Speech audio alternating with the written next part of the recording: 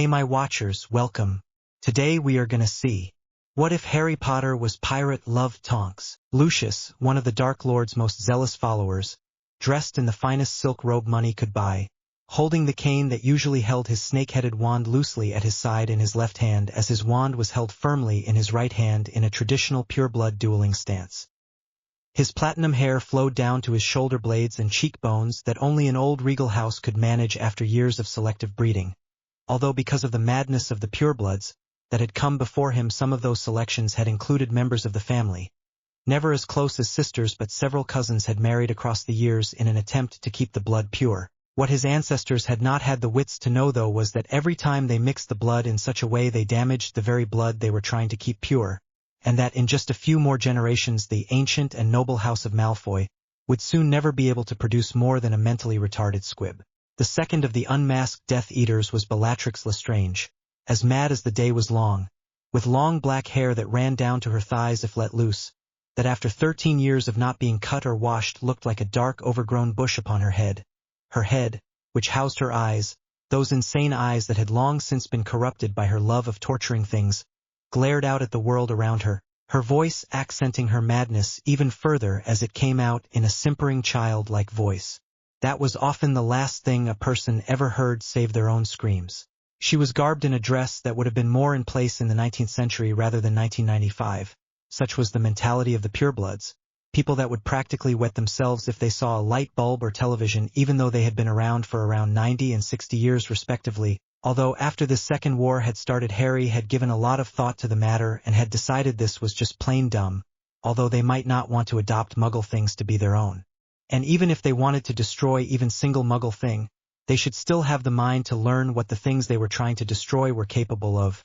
Know thy enemy, a saying that had been around for centuries but had somehow evaded the purebloods' grasp. As his internal monologue descriptions of his foes ran through his mind, he remembered what had brought him here. Hermione. Even her name now caused his heart to constrict painfully. He had received a vision that showed Hermione inside the Department of Mysteries being crucioed. He had immediately checked the Marauder's map and tried to locate her only to find that she truly wasn't anywhere on the grounds of Hogwarts School of Witchcraft and Wizardry. After quickly gathering together Luna, Neville, Ginny and Ron, whose name caused him to sneer inside his head, and telling them of the situation, they set off riding Thestrals and had managed to recover the prophecy that he intended to trade for Hermione's life. After getting back to the spinning room, they found several Death Eaters standing there expectantly. "Ah, Harry, I'm so glad you could make it," Lucius Malfoy sneered. "Now give me the prophecy," he demanded. "Where is Hermione?" was retorted back. Unfortunately for Lucius, one of the dumber minions in the Dark Lord's service chose that moment to open the door that led to the Veil Room and without properly looking into the spinning room asked Lucius, "When are those brats getting here? Now that bushy mudblood bitch is dead, I'm bored." The Death Eaters inside the spinning room had been unfortunately stupid enough to turn around to see the new arrival, and thus were hit full-on with 5 separate angry cries of Reducto Ron Depulso Ginny Bombarda Luna, Confringo Neville and Reducto Maxima Harry. This barrage of spells had instantly killed 4 minor Death Eaters, unknown to all that Draco Malfoy had been one of them, being the one who had captured Hermione and brought her to the department in the first place and pushed the surviving ones into the Veil Room courtesy of the anger-powered Depulso. This then started a raging battle of 5 students versus 11 Death Eaters. And to the great shock of the Death Eaters, the students were keeping pace even against double their own numbers. Several minutes into the fight, though, Ronald Weasley fell down for the last time as he was hit by a killing curse to the sternum, and although everyone else became even more driven by rage, none more so than Ginny, who started throwing some very questionable curses at the Death Eaters, Harry himself couldn't bring himself to care and just carried on regardless. If any of his friends had seen him, they would have thought that he was as angry as them for Ron's death, but they would be mistaken. He was angry solely because of Hermione's death. And if his friends had known this, they would have questioned just what had happened to cause such a flippant reaction to his supposedly first and best friend. The answer to that being simple and known to none in this group but Harry himself, and that is that Ron had betrayed him. It had been the summer after 4th year, the year that had torn his life apart. Cedric had been murdered by Wormtail, Voldemort had been resurrected thanks to Harry's blood, and upon returning to the stadium he had found out that his godfather Sirius Padfoot Black had been found watching the tournament and had been immediately executed, followed shortly by his pseudo-uncle Remus Mooney. Lupin, after in a rage, had tried to attack the minister for issuing the kill order. Upon returning to number 4, Privet Drive with his ever-so-loving relatives, he had received a letter from Gringotts Bank with a letter from Sirius, which read, "Dear Pup, if you are reading this then I have snuffed it. Hopefully I either went down swinging in a marvelous battle or under two 20-year-old witches, preferably twins," which brought a small snort of laughter from Harry, "but unfortunately either way means I'm no longer with you, and I'm so very sorry for that. I was never the same after Azkaban. Anyone could tell you that, but you can take solace in the knowledge that now I can finally be with James and Lily. I just hope she isn't too mad at me. She never did get me back for all those times I peeped on her and her friends in the showers, of which she found out shortly before her passing. But she always could keep a grudge. But now on to more serious, no pun intended matters. The ones you trust don't all deserve it. You probably have a rather confused look marring your face right now, don't you? But my explanation should clear it all up. Albus Dumbledore, Ronald Weasley and Molly Weasley are not to be trusted. I have recently found out through the use of some legally obtained veritaserum, of which I'm sure you know the use of that. They have been betraying you for years. As your guardian I have managed to talk the goblins into sending your bank statements by goblin magic, not mail, which by the end of that sentence you are probably thinking, what bank statements? And that is exactly the point. You should have been receiving one monthly from the minute you first handed the goblins your key, but Dumbles has been blocking them from you. And this is because then you would find out the truth. From the minute Hagrid gave you your letter, Ron and Molly have been receiving money in return for befriending you and then later taking you in over the holidays, each getting 1,000 galleons a year for the service. To put in some perspective, since you were raised a muggle, 1 galleon equals £5, so that's £5,000 a year each, and then multiply that by however many years it's been, which Harry through his anger quickly did and worked it to be 8,000 galleons or £40,000 by now. I bet it's been quite a lot, huh? Ronald, under Dumble's orders, was always set to befriend you, to keep you on the right path by making you hate Slytherin and think that Gryffindor is the best house. Molly being desperate for money and Ronald being desperate for both the limelight and money were probably incredibly easy to convince, but unfortunately there is more. Dumbles has also been taking money from your account since the moment your parents died, from the middle of your 4th year, which is when I am penning this letter. He has already taken 484,000 galleons from you, inclusive to the ones he gave to the Weasleys. Now to the next order of business. Each of your school years has been a test, although I won't go into detail as I'm sure a smart lad like yourself can work it out. But suffice to say that it was all for the purpose of making you self-sacrificing and putting your bravery to the test. Although the one I'm questioning with Veritaserum Ron doesn't know the headmaster's plans for you, I'm sure it ends in your rather early death. Do not let this happen. Grow old, be happy and fall in love. But this does not mean be rash in trying to free yourself from under his thumb. You are not ready yet.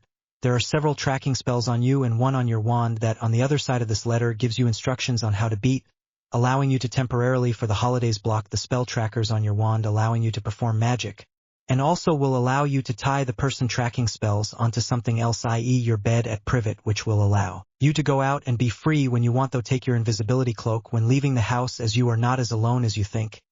Mrs. Fig across the road is a squib who has been keeping tabs on you all these years, but don't hate her for it. She really does have the best intentions, but has been blinded by Dumble's reputation into not overthinking your situation. Now my final piece of advice: think before you jump. Somewhat hypocritical coming from me, but don't make my mistakes. Analyze the situation and come up with the best solution. And no matter what others tell you or what they think, always do what you think is right, based on your morals, not on those of others. And finally, train well and give 'em hell, kiddo.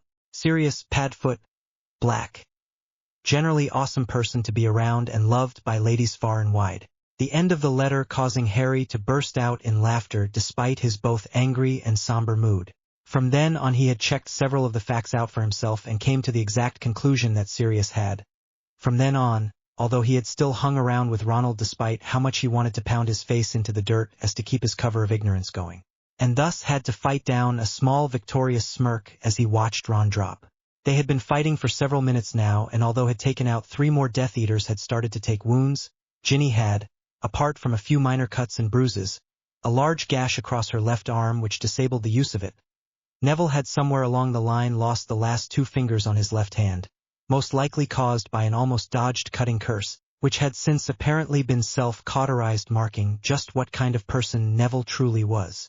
Luna had a most likely broken nose going by the blood around her maw, but was still fighting admirably, showing outstanding skill in wordless magic.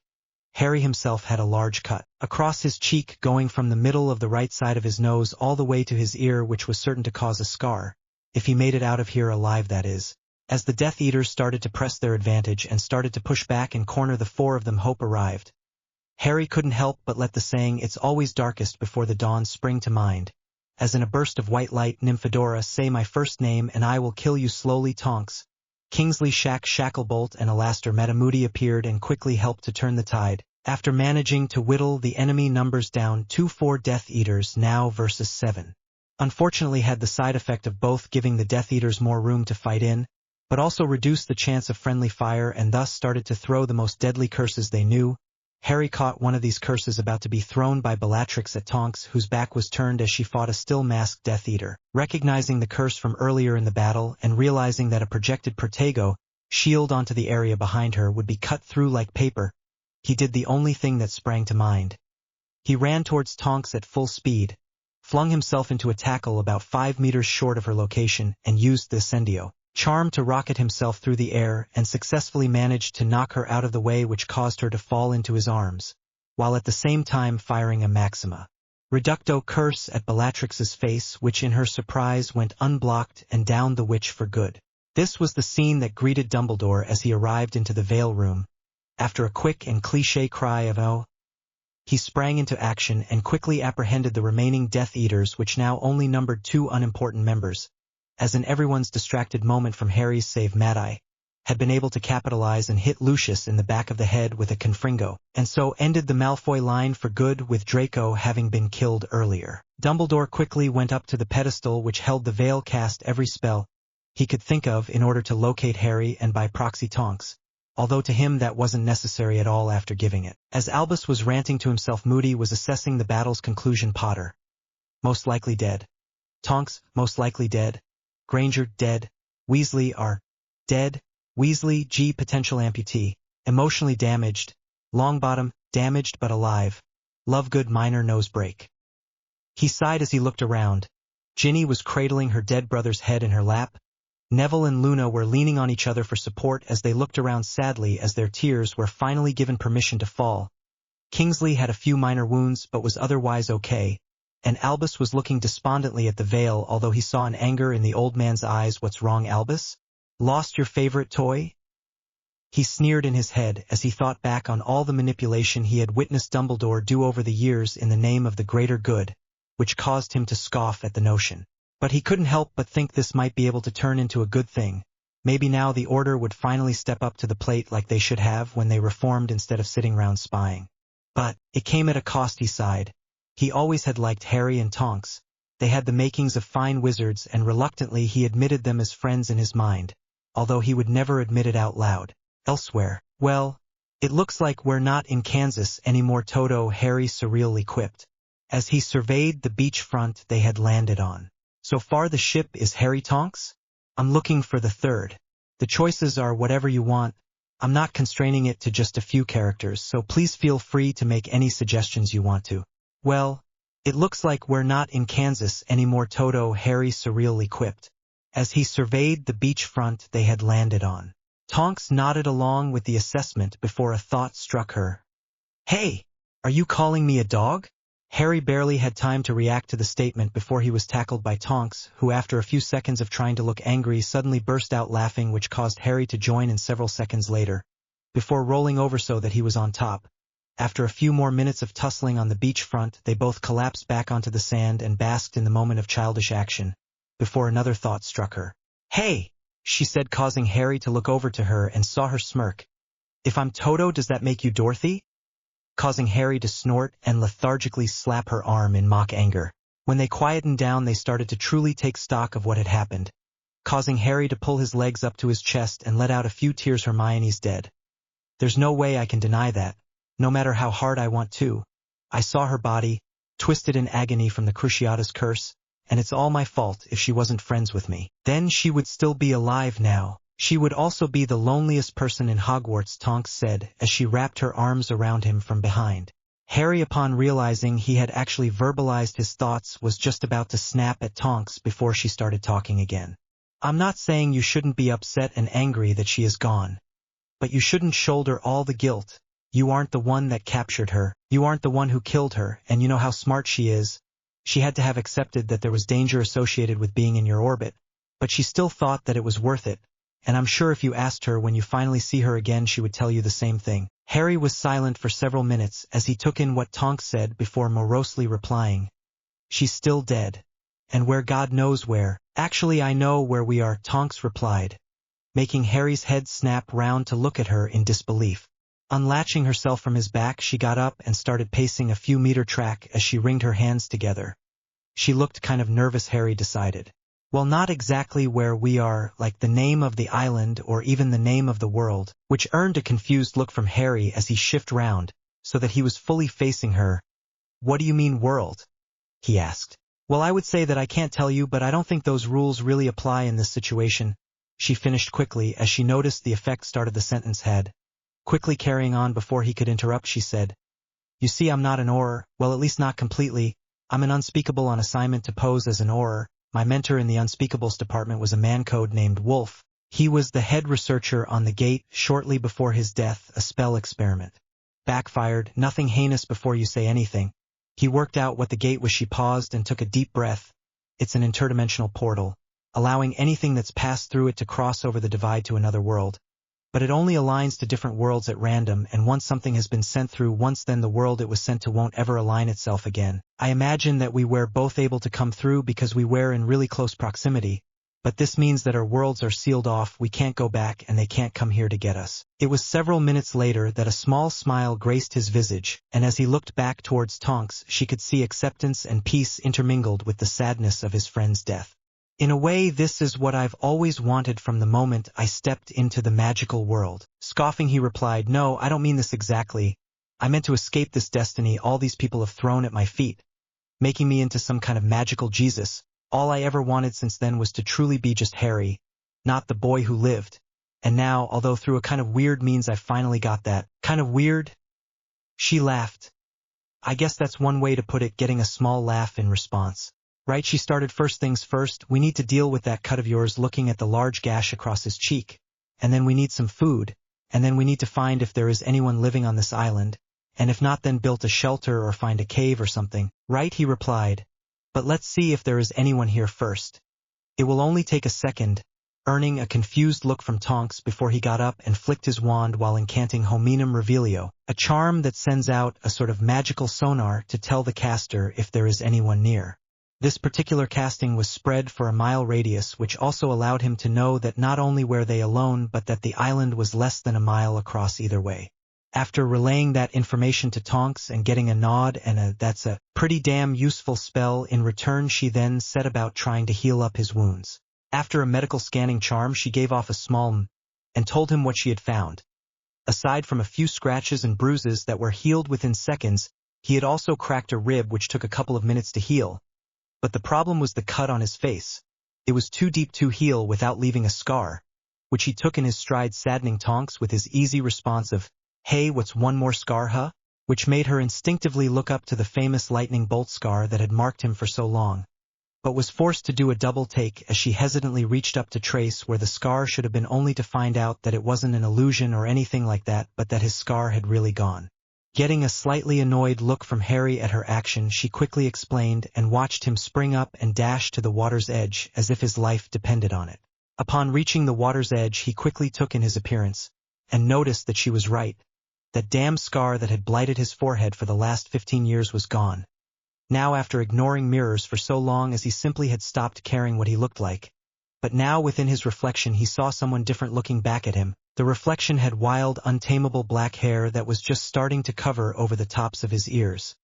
All of his baby fat had finally left him, leaving him with a slightly regal-looking bone structure, the lack of lightning bolt making his forehead look smaller. As he ran his fingers over the new large scar that ran from the middle of the right side of his nose over to his ear, he noticed something else. He could see perfectly even though he wasn't wearing his glasses, something which he quickly and happily informed Tonks of, receiving a "Oh yeah, wow, your eyes are really beautiful without those on, aren't they?" which made him blush, earning a laugh from Tonks. Harry's face, which in response turned bright red as he suddenly shot up and brushed past Tonks, stuttering out, "We should get something to eat," as he headed towards the tree line with a brightly laughing Tonks chasing behind him. After reaching the tree line, they decided to split up, Tonks heading left while Harry headed right. With Tonks, after a few minutes of scouting through the jungle, Tonks started talking to herself as she started foraging. Looks like it's gonna have to be fruit. There doesn't seem to be anything other than me and Harry alive on this island, causing her to think of her world-jumping buddy. Fate really heaped it on with him, didn't it? Watching his parents die, watching the Diggory boy die, finding out both Sirius and Remus had been killed, finding Hermione dead, seeing Ronald die. He really hasn't been able to catch a break till now, has he? During her inner monologue, she had continued to pick up various types of fruit, mostly unnotable from what she was used to, except for one that in her distracted state went unnoticed. That fruit was pear-shaped, although double the size of what could be considered a normal size for that fruit. Another noticeable difference was that it was pure white with a black stork sticking out of the top. I will have to try and keep him cheerful, from what everyone told me. He is quick to jump into depression, and will try to blame himself for anything he could reason to himself into. With Harry, like Tonks, Harry had also become quite distracted while he gathered food, also having come to the conclusion that fruit was the only thing to eat. Why is it always me? A few years back this would have all felt so weird, but now, nothing. I find out that I'm trapped in another dimension and it didn't faze me in the slightest. That's pretty messed up, isn't it? Great, now I'm talking to myself. Then, after going over his thoughts, he realized that he had then talked to himself out loud as well. Giving off a small sigh, he carried on distractedly collecting as he got lost in his memories of Hermione. In his zoned-out state, he didn't fully comprehend putting a specific fruit into the basket he had conjured. This particular fruit was shaped like a banana but lacked the skin that would make it one. Being bright red also supported this fact. After about half an hour of distracted scavenging had taken place, they found themselves back on the beach within just a few short minutes of each other, with Harry arriving second. "Good haul?" he asked while plopping himself down on the other side of Tonks to where her basket was. She distantly answered as she had been immersed in the sunset in front of her. After replaying his question over in her head, she turned to face him and finally back to attention answered, "Not bad, I guess. Not sure how long this island is going to support the two of us," thought. Harry nodded in response, having realized the same thing. They both grabbed their respective baskets and tipped them out between them, now facing each other.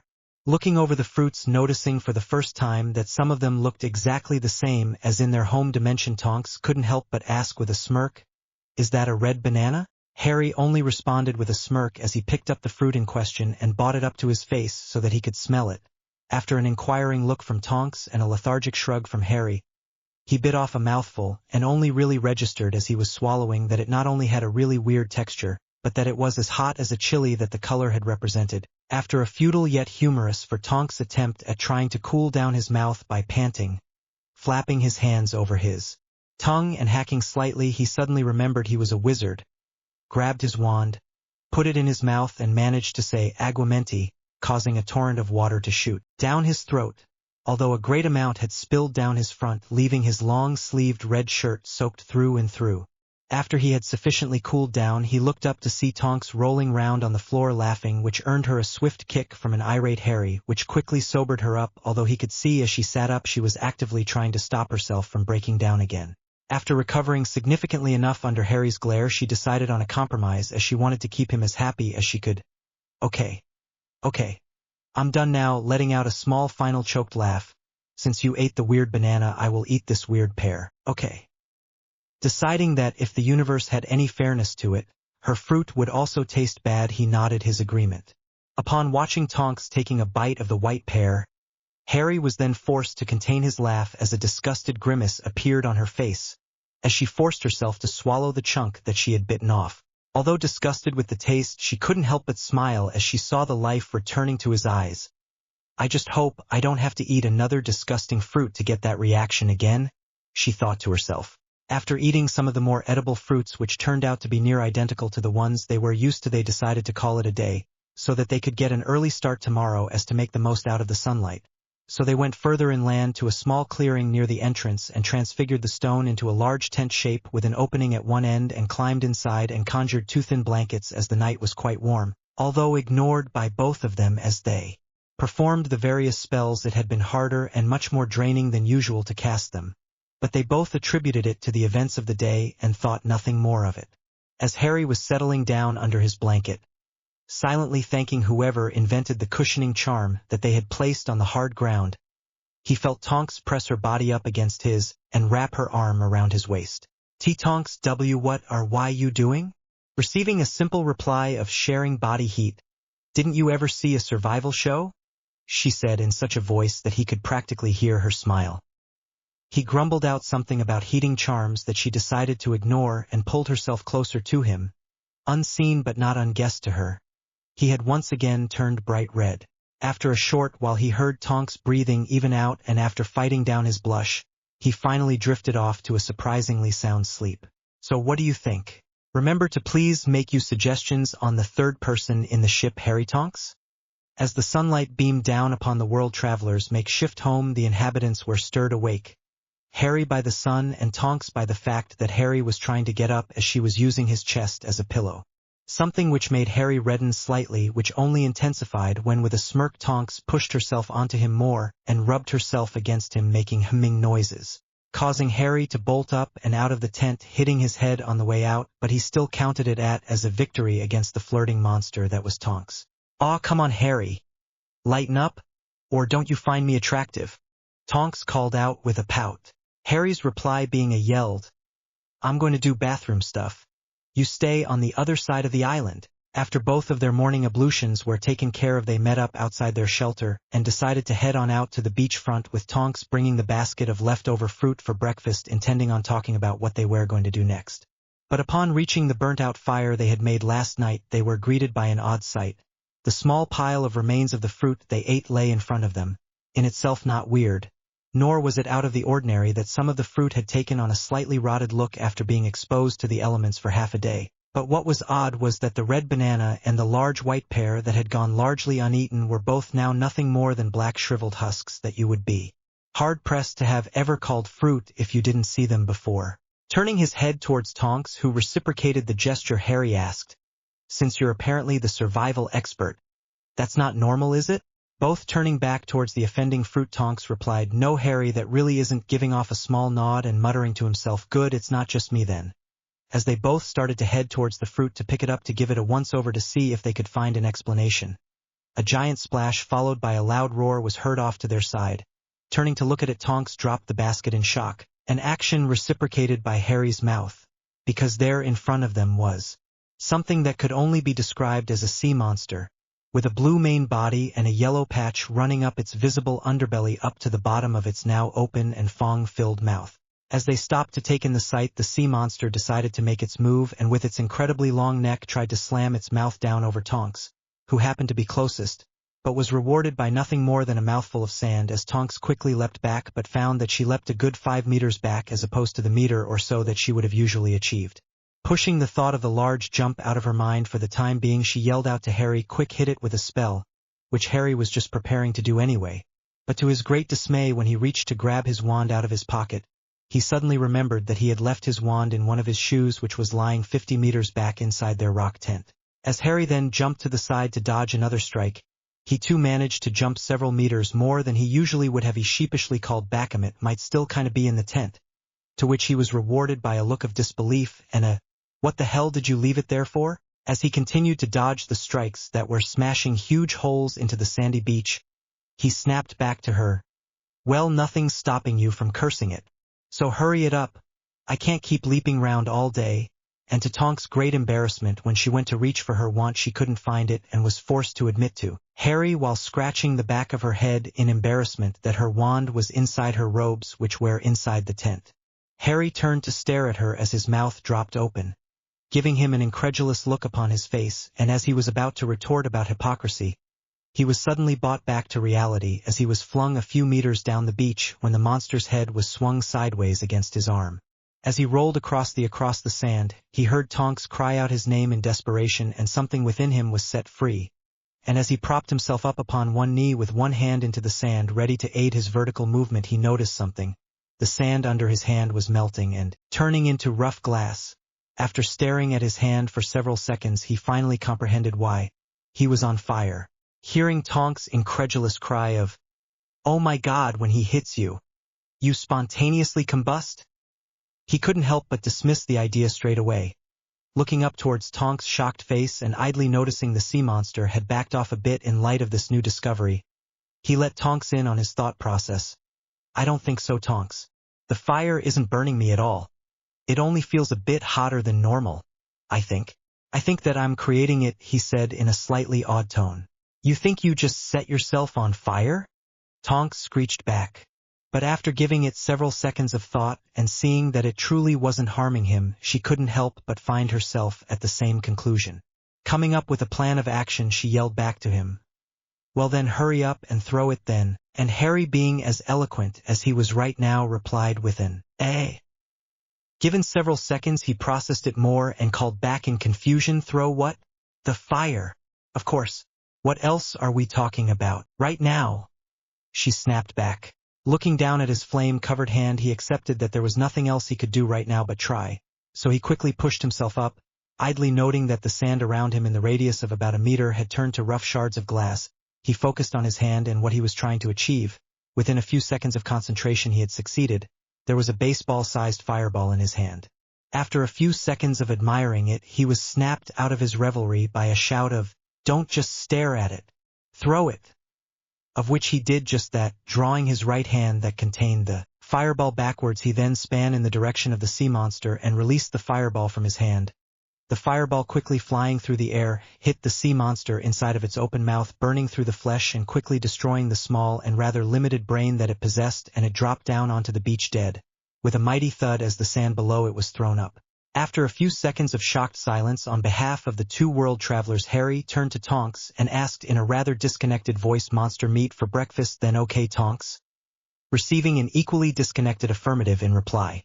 During the shocked silence left in the wake of the sea monster's defeat, Tonks had gone back to the rock tent to get their wands so that they could chop their prize meal up, after levitating the rest of the body onto the beach, revealing just how big the thing was. Many cutting curses later, and the sea monster was cut up into more manageable pieces, the effort of which left them both quite drained. That again went largely unnoticed. Upon lifting the massive stakes, Harry found that it felt surprisingly lighter than it should do. To test a theory that had implanted itself into Harry's mind, he put the monster stake down and leapt straight up and easily cleared 10 meters in his jump, much to Tonks' shock.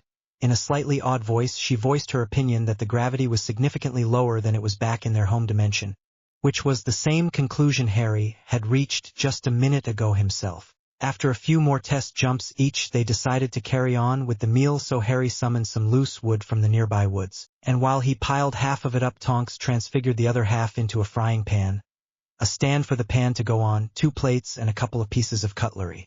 After she was finished, she saw Harry looking intently at the fire, and after accurately guessing what he was trying to do, sat back and watched. Harry had been staring at the fire for a couple of minutes when he noticed that Tonks had finished and was waiting for him. But after several more minutes, he gave up trying to make the wood catch fire and slammed his fist into the ground in frustration, jumping back when his flame caught a flame and turned the small area that was punched into small shards of glass. Wow, it took him a few seconds of staring at his flame-covered hand before he worked out how his newfound power. He looked up to see Tonks looking at him questioningly. "You've figured something out?" she asked. He nodded. "I've worked it out. Why I couldn't set fire to the wood by looking at it is because I'm setting fire to myself and then projecting it, not just causing a fire to erupt anywhere at will." Harry's explanation making her face light up in understanding, but she was still confused as to why. "Why do you think you can suddenly do that, though?" she asked him as he started cooking a couple of slices of monster meat, as well as a few vegetables they had found the previous night. He looked thoughtful for a few seconds before he answered slowly, "I know this will sound really weird, but I think it is because of that red banana." Now being Tonks' turn to be as eloquent as Harry was earlier, she responded with a "huh?" "You think that eating a piece of fruit means you can set yourself on fire. I know it sounds crazy, but when I use this fire, it just, I don't know, feels the same as when I ate that red banana, like when something feels like it looks or tastes just like it smells. It's that same kind of feeling," he explained.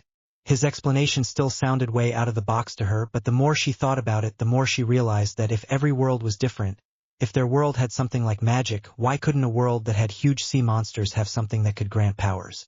But if that truly was the case, then does that mean that the fruit that she ate also bestowed power, or was it just red banana-looking fruits? "Hey Harry," she said, taking his attention away from the nicely cooking meat. "Do you think that if that weird, uneatable fruit gave you that power, that other strange fruits that are completely inedible gives powers as well? Adopting a thoughtful look, he went through his thought process for why he thought it was the fruit that bestowed this new power and continued the process along, and after several minutes found that he came to a similar conclusion to Tonks. If one fruit gave him powers, it could certainly be the case with Tonks as well. I think it could be a possibility if the fruit really is the reason for this power, but does that mean that you have the same power or a different one because the fruit itself was different? But does that also mean that everyone in this world has a power as well? Replied Tonks, my fruit was a completely different flavor to the one you ate, although still inedible, but I don't think that everyone would have gained powers. The world would have long since been destroyed by now, don't you think? But I guess the only way to truly find out is to cut down some trees, transfigure them into a boat, take all the fruit and meat we can get, put it under stasis charms and sail off to find an inhabited island. Yeah, I think you're right about that. I don't particularly want to stay on this island for a long time since we have an entirely new world awaiting us. But I think we should stay here for at least a month. I want to make sure that I can control this power so that I don't just randomly burst into flame and hurt people. Nodding her head in acceptance of his logic, they then settled down to eat their sea monster breakfast, finding out that sea monster strangely enough tasted kind of like chicken. As Tonks thought about what power she might have gotten, Harry started to carve up the monster pieces into smaller sizes so that the stasis charms wouldn't need nearly as much effort to cast. The thought of which then popped up inside Harry's mind now that he had time to take stock of it, and cast several random spells of all natures which caught Tonks' attention. He found out he just might be right, after asking Tonks to perform the same spells he just did and the asking how she felt. Afterwards he saw the realization ignite in her eyes. The spells were draining both of them much more than they usually did. After throwing round several theories, they settled upon one, that if the so-called magical core could only hold a finite amount of power in it, then taking in a new power of that magnitude would then take up a lot of that potential power. This theory made a small smile appear on Tonks' face when she realized that if their theory held true, then that meant that she had gained a power as well. You know the deal, people, hit that review button. Oh yeah, only one more chapter on the island and then they will set sail, I think. It has been brought to my attention by my first reviewer, that although I have asked for a third person for the relationship, I haven't given any other information, so here it is. They will be joining the Straw Hat Pirates in Logetown in a few chapters' time. They will not be forming their own crew. And finally, with the help of Phantom Hokage who set the challenge, I have decided what to do about Ace. Another thing brought to my attention is my uses of the words where, were, and most likely there, and all of those things, so sorry for any bad grammar, but for some reason the spell checker on my version of Word is pretty dodgy when it comes to checking the grammar. Maybe fanfiction confuses it. If I continue to write this story at the pace that I am currently going at, which is quite likely, actually, then updates will probably come every few days. So enjoy. It was brought to my attention in a review that I missed taking a bit of Tonks being a dragon out, so if you are alerted to this chapter as being posted, know that this is the only thing that has been changed. After they had put stasis charms on what was estimated to be a month's worth of food, they set about trying to awaken what new powers, if any, Tonks possessed. After Harry described to her what his power felt like, she tried to discover the same feeling within herself, while Harry stood a small way down the beach calling his flames to individual limbs in a random sequence and every once in a while threw a fireball out to sea. Looking over to see Tonks start yelling out in frustration random catchphrases like some 80s children's cartoon in order to try and get her powers to activate, Harry decided on a course of action that he had decided to hold back on unless needed. Because although watching her prance around yelling things like, "By the power of Grayskull and it's morphing time," was incredibly funny, he didn't really want to waste time on this island just in case the next island with food, inhabited or not, was over a month away, and dying because of time wasted messing around. So starting his plan, he charged up a weak fireball into his hand. He gained Tonks' attention with a quick, "heads up," and then threw the fireball at the ground in front of her, causing a small eruption of fire and making Tonks jump back yelling, "What the hell do you think you're doing?" To which Harry's response was to throw another fireball and say, "If the threat of a sea monster caused my power to awaken, then the threat of being burnt to a crisp might awaken yours." Although she did silently agree that it was a good theory, she was still pissed at him and decided to get back at him later. 10 minutes and some 50-odd fireballs later, nothing had happened apart from Tonks pulling off her shoes, so that she, like Harry, was now barefoot in an effort to gain more maneuverability as Harry started throwing his fireballs with more accuracy now that he had a bit of practice with them. Getting an idea now that he was starting to get a better grasp of his power, He charged up a fireball in both hands, throwing one shortly followed by the second, both causing a small cloud obscuring Tonks' vision of Harry momentarily. When the cloud settled, she was forced to jump to the side as a huge fireball landed in front of her. But before she could yell at him, she saw him create two more fireballs and push them together in front of him to create a basketball-sized fireball, which he then pitched it towards her, reminding her of how a Muggle baseball player might pitch, silently thanking who or whatever made this world with weak gravity, as she had to make a high leap to avoid the massive explosion that erupted from the ground in front of her. The danger of being attacked by a friend who is deliberately missing is clearly not enough of a threat to get whatever power you may possess to activate. So I'm upping the game, so to speak, he replied while charging an even larger fireball that he had to hold aloft above his head, so that he had the space for it, causing Tonks' eyes to widen almost comically. Prepare yourself, he yelled while throwing the 1.5-foot diameter sized fireball at her. As the huge fireball started heading towards her, a strange feel overtook her body, and instead of dodging the fireball, she calmly raised up a hand in front of her. This was the last thing Harry saw before the fireball hit the ground and kicked up a huge cloud of fire and smoke, enshrouding her and hiding her from view. What he saw when the cloud had settled made his jaw drop slightly. Where he was expecting a deep-fried Tonks lying on the beach, in her place was a large curved wooden dome sticking out of the ground, protecting her from harm. Harry, still concerned about his friend's safety, quickly ran towards the newly formed wooden structure, and upon reaching his destination found out that, unlike what he had seen, it was not a complete dome but one that looked like it had been cut cleanly down the middle, and inside of it was a shocked-looking Tonks. As soon as she turned round and stood up, Harry gave in to his impulses and grabbed her in a bone-crushing hug and started swinging her round, both in happiness and to reassure himself that he hadn't managed to hurt her despite the barrier she had created. A mood that she easily reciprocated as she laughed along. When he stopped swinging her round and let her feet touch the floor again, their faces were only a couple of inches away as a calculative look was employed on Harry's face before he realized what he was doing and quickly let go and stepped back a few feet and gave her a strange look. In an attempt to ignore that awkward moment, Tonks let some of her earlier frustration and anger take over the strange pull towards Harry she had suddenly felt, and took a few quick steps towards him and kneed him in the gut, dropping him to the floor like a sack of potatoes. Giving off a quick huff, she turned on her heel and headed off down the beach, calling back, "That was for throwing all those fireballs at me. Now I'm going down the other end of the beach to practice these powers.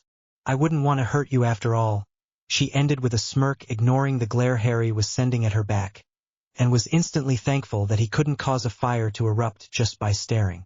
When Tonks had reached the other end of the beach, and Harry had somewhat recovered from the sudden violent assault, they both tried to concentrate on training, but both kept having the same thought: was I going to kiss him? A week had passed since then, and in that time they had both progressed at a phenomenal rate in their new powers. Amidst training they got to know each other better, and Tonks continued to tease Harry, but after a realization that she would have kissed him if he hadn't let her go, the flirting became a little more serious. Until it all came to fruition the evening of their 8th day on the island. They had just finished their evening meal of, surprisingly enough, monster meat, of which they were both getting a little tired of, but realizing that with their training they needed the protein that the meat provided over just the fruits and vegetables, and thus were forced to eat it several times a day. Sitting on the beach with the fire burning in front of them courtesy of Harry, they sat and watched the sun set. When the sun was just going under the horizon, Tonks decided to place her head resting upon Harry's shoulder, causing him to look over in surprise at her. But after a few seconds, when nothing else had happened, he turned back to watch the night sky blink to life, and tried to ignore the feelings that tried to burst from him every time Tonks was in close proximity, and had started to invade his dreams on a nightly basis, probably not helped by the fact that she slept with half of her lying on top of him. After about 5 minutes he heard her breathing level out and could tell she was asleep, so he used the opportunity to look at her. Today her hair was azure blue and her eyes were light purple today, if he remembered correctly, and her face had a slight heart shape to it, but what Harry had the most problem with was her lips. Every time he looked at them he could feel part of him want to press his against, and then his mind would get ahead of him and he had to go and burn off some steam, literally. So engrossed in his musings, he didn't notice that she had woken up and was now watching him, and upon seeing the look in his eyes decided it was finally time to make the move she had been thinking about all week. "Something the matter, Harry?" she said in the huskiest voice she could manage, and was quickly rewarded by a slight blush and a lustful look in his eyes. Time for phase 2, she thought to herself. "What is it, Harry?" she asked while pressing her body against his. Do you want to kiss me, Harry? She continued in her husky voice. She was confused for a split second of why she was suddenly on her back until her mind caught up with events. After a few short minutes, Tonks could feel herself start to loose a bit of restraint and so pushed up against his chest to get him to stop before she did something with him that she wasn't ready for yet. Stop, Harry, she said softly, instantly recognizing the hurt in his eyes. But before he could pull away and become introvert like she knew he would, she raised her head up and gave him a soft kiss. After she pulled away, she said, It's not because I don't want to, Harry. It's because if we carry on, I'm not going to be able to control myself, and neither are you. I don't want to rush into this, okay? He did understand. He had felt whatever control he had slipping already. She was right. At this rate, they would end up doing something neither was ready for just yet and end up regretting it, which could put a massive downer on the fledgling relationship before it even really started. Nodding his head, he pulled himself up and offered a hand to her, which she quickly took. When she was fully standing, she wrapped her arms around his neck and gave him a quick kiss before saying that they should get some sleep and headed off to their rock tent. 2 weeks had passed since that day, and each day their control over their respective powers increased to the level that Tonks had been able to grow a variety of different vegetable and fruits, meaning that they could extend their time on the island to train, and they got closer and more like a couple with each day that passed. But now it was time to leave the island. After 2 weeks solid of training with their new fruit powers, they both felt that they had reached a level of competency with their abilities so that they wouldn't be a risk to others, unless they decided to be, of course. Tonks had literally grown them a boat which was completely seamless and thus completely watertight, and even had made a small dock to go with it. The boat was 25 foot long by 7.5 feet wide. It had a small bedroom below deck, a small lavatory, and a small cupboard that contained a few months' worth of shrunken food. On the deck was a lightly enchanted wheel that, unless moved otherwise, would steer them north, as they had already decided on. Apart from that, the only other thing on the ship was 2 life rings that they had transfigured after they found out about the trade-off that their new powers came with, that when submerged in water they wouldn't be able to use their new powers and would sink straight to the bottom. They had managed to come up with a partial solution for this, which was to enchant a pair of rings, of which they each wore one of, that activated a bubble head charm when in that situation, as to at least give them a little time to get out of it. As they pushed off the recently grown dock to set sail to new horizons, Harry snapped off a salute and said goodbye to their temporary island home, which they had named New Beginnings Isle. It took 4 days' travel until they saw land, and after adjusting the ship's wheel to take them in that direction, Harry thought about the surprisingly deadly sea they had crossed. In just 4 days they had to fight off more 2 sea monsters and gone through several different weather patterns, including one storm, to get to where they were. It was just a few short hours later they reached a bustling port town that had the sign "Welcome to Logue Town" plastered at the entrance way to the city. Sharing a smile, the 2 off-worlders gathered up their belongings and headed out into the port town. So what do you think of Tonks' devil fruit ability? Do you think it was the right way to go? What ability would you have given her if you were writing this story? This chapter would have been released yesterday, but as it was, I had originally given Tonks the Zoan-type ability to turn into a dragon. But after writing several more chapters, the thought struck me that not only are Zoan-type quite limited in their attacks, really only changing their physical attributes by transforming, and that people would expect a dragon to breathe fire, thus kinda ruining the nature of Harry's abilities, I decided to change her powers, and after a consultation with Phantom Hokage, I settled upon the Paramecia-typed forest fruit, which I hope you all like. A brief description of their fruit abilities. Harry has eaten the Maramara Nomi Flame fruit. This fruit is a Logia type that allows the user to transform into fire at will, as well as control it. He can eat fire instead of food as a source of sustenance, can put out other fires that have already started, can control already set fires, and cannot be hurt by any type of fire, and thus is immune to heat, i.e. heat stroke in a desert. Tonks has eaten the Mori Nomi forest fruit. This fruit is a Paramecia type that allows the user to rapidly grow and manipulate many types of plants, such as trees, flowers, bushes, and mushrooms, as well as being able to manipulate already existing plants. The sun grants her regenerative properties, allowing her to heal quickly. Plants such as flowers and trees are stronger and grown in daylight, and although can be grown at night, aren't as strong when grown during daytime. Mushrooms are stronger at night and have a lesser effect during the day, as the inverse to the above-mentioned difference. And before anyone mentions it, she cannot grow a devil fruit tree. As always, please review and tell me who you want the third person to be. Harry Tonks? After a couple of minutes of wandering around the town, they decided to get the answers to all the questions that they had formed about this world over the last few weeks. And deciding the easiest way to do it would be to interrogate someone while they were under a compulsion charm, then wipe their memory afterwards would be easier than asking such obvious to anyone from the One Piece world questions and end up drawing unnecessary attention to themselves. So with that thought in mind, Tonks placed a compulsion charm over a random guy walking around the market, enticing him to come into an alley between some shops. Once they had all settled on the crates in the alley, Tonks placed another charm over him that she had learned in her time as an aura that was used as a spell version of Veritiserum that relied on the person having very little to no will to resist them. It was a spell mostly used on muggles when asking them about witnessing a magical event before the oblivators then wiped their minds. "What is your name?"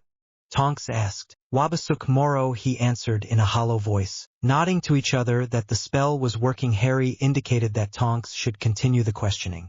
"Tell me of the geography of this world." Continuing in his detached tone, he said, "The Blue Sea consists of one large continent, one long chain of islands, and 4 seas that make up 2 larger oceans. The continent is called Red Line, the big chain of islands is called the Grand Line, and the 4 seas are called North Blue, South Blue, East Blue, and West Blue. The Red Line, the only continent in the world. It circles the entire world from north to south. The Red Line separates the 2 oceans into 4 smaller seas. One ocean makes the 2 seas East Blue and South Blue. The other one makes North Blue and West Blue. Getting from one blue to one other is much more difficult as the 4 blues are separated from one another by geography. The Red Line divides the globe into eastern and western hemispheres, while the Grand Line and calm belts divide it into northern and southern hemispheres. These regions are constantly calm. Winds do not blow and sea currents do not flow within this region of the sea, hence the name calm belt. As a result, sailing through this area is difficult.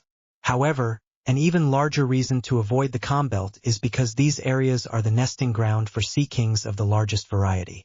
Any ship that travels this area will be in danger of being attacked by these creatures that can be the size of islands. The Grand Line and the Red Line have one thing in common.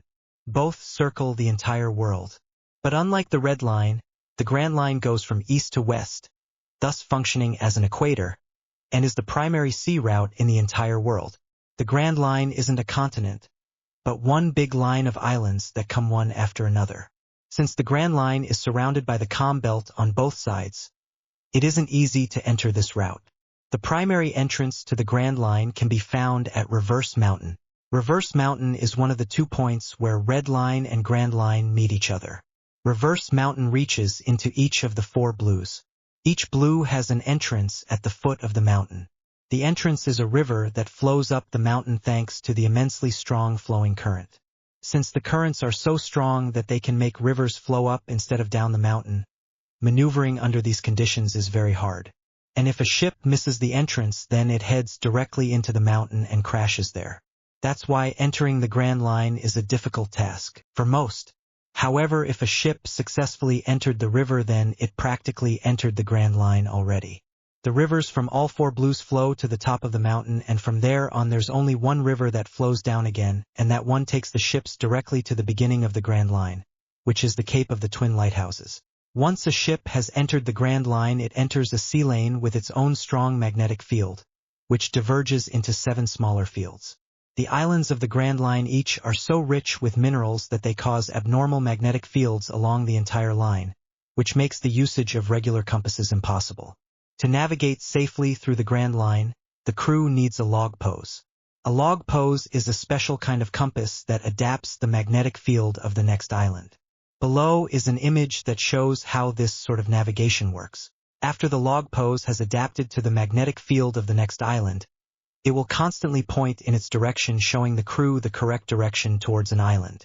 After the crew has landed at the island, the log pose takes some time to acquire the magnetic field of the next island, and then everything starts all over again. Traveling through the Grand Line is thus step by step. There are different routes that can be taken to travel that way, and this can only be done at the beginning of the Grand Line at the Cape of Twin Lighthouses. From here on there's 7 routes that can be taken. Each one begins with an island, and once a route is entered there's no turning back, and it has to be followed until the end. Each of the 7 routes follows the same step-by-step traveling rule. The routes themselves will sooner or later meet and join with each other until they all become one final route that ends at the last island of the Grand Line. Raftel. After finished his long explanation, they gave him a couple of minutes to recover as they took in all the information he had told them. After a couple of minutes, Harry broke the silence and turned to Tonks and said, "Wow, it certainly is different than our world, isn't it? What a weird setup." Tonks only nodded in agreement before noticing the charm she had placed on Morrow was wearing off. Recasting it, she decided to get on with the questioning so that they could send him back on his way. "Is there something on any of these islands that can bestow powers onto a person?"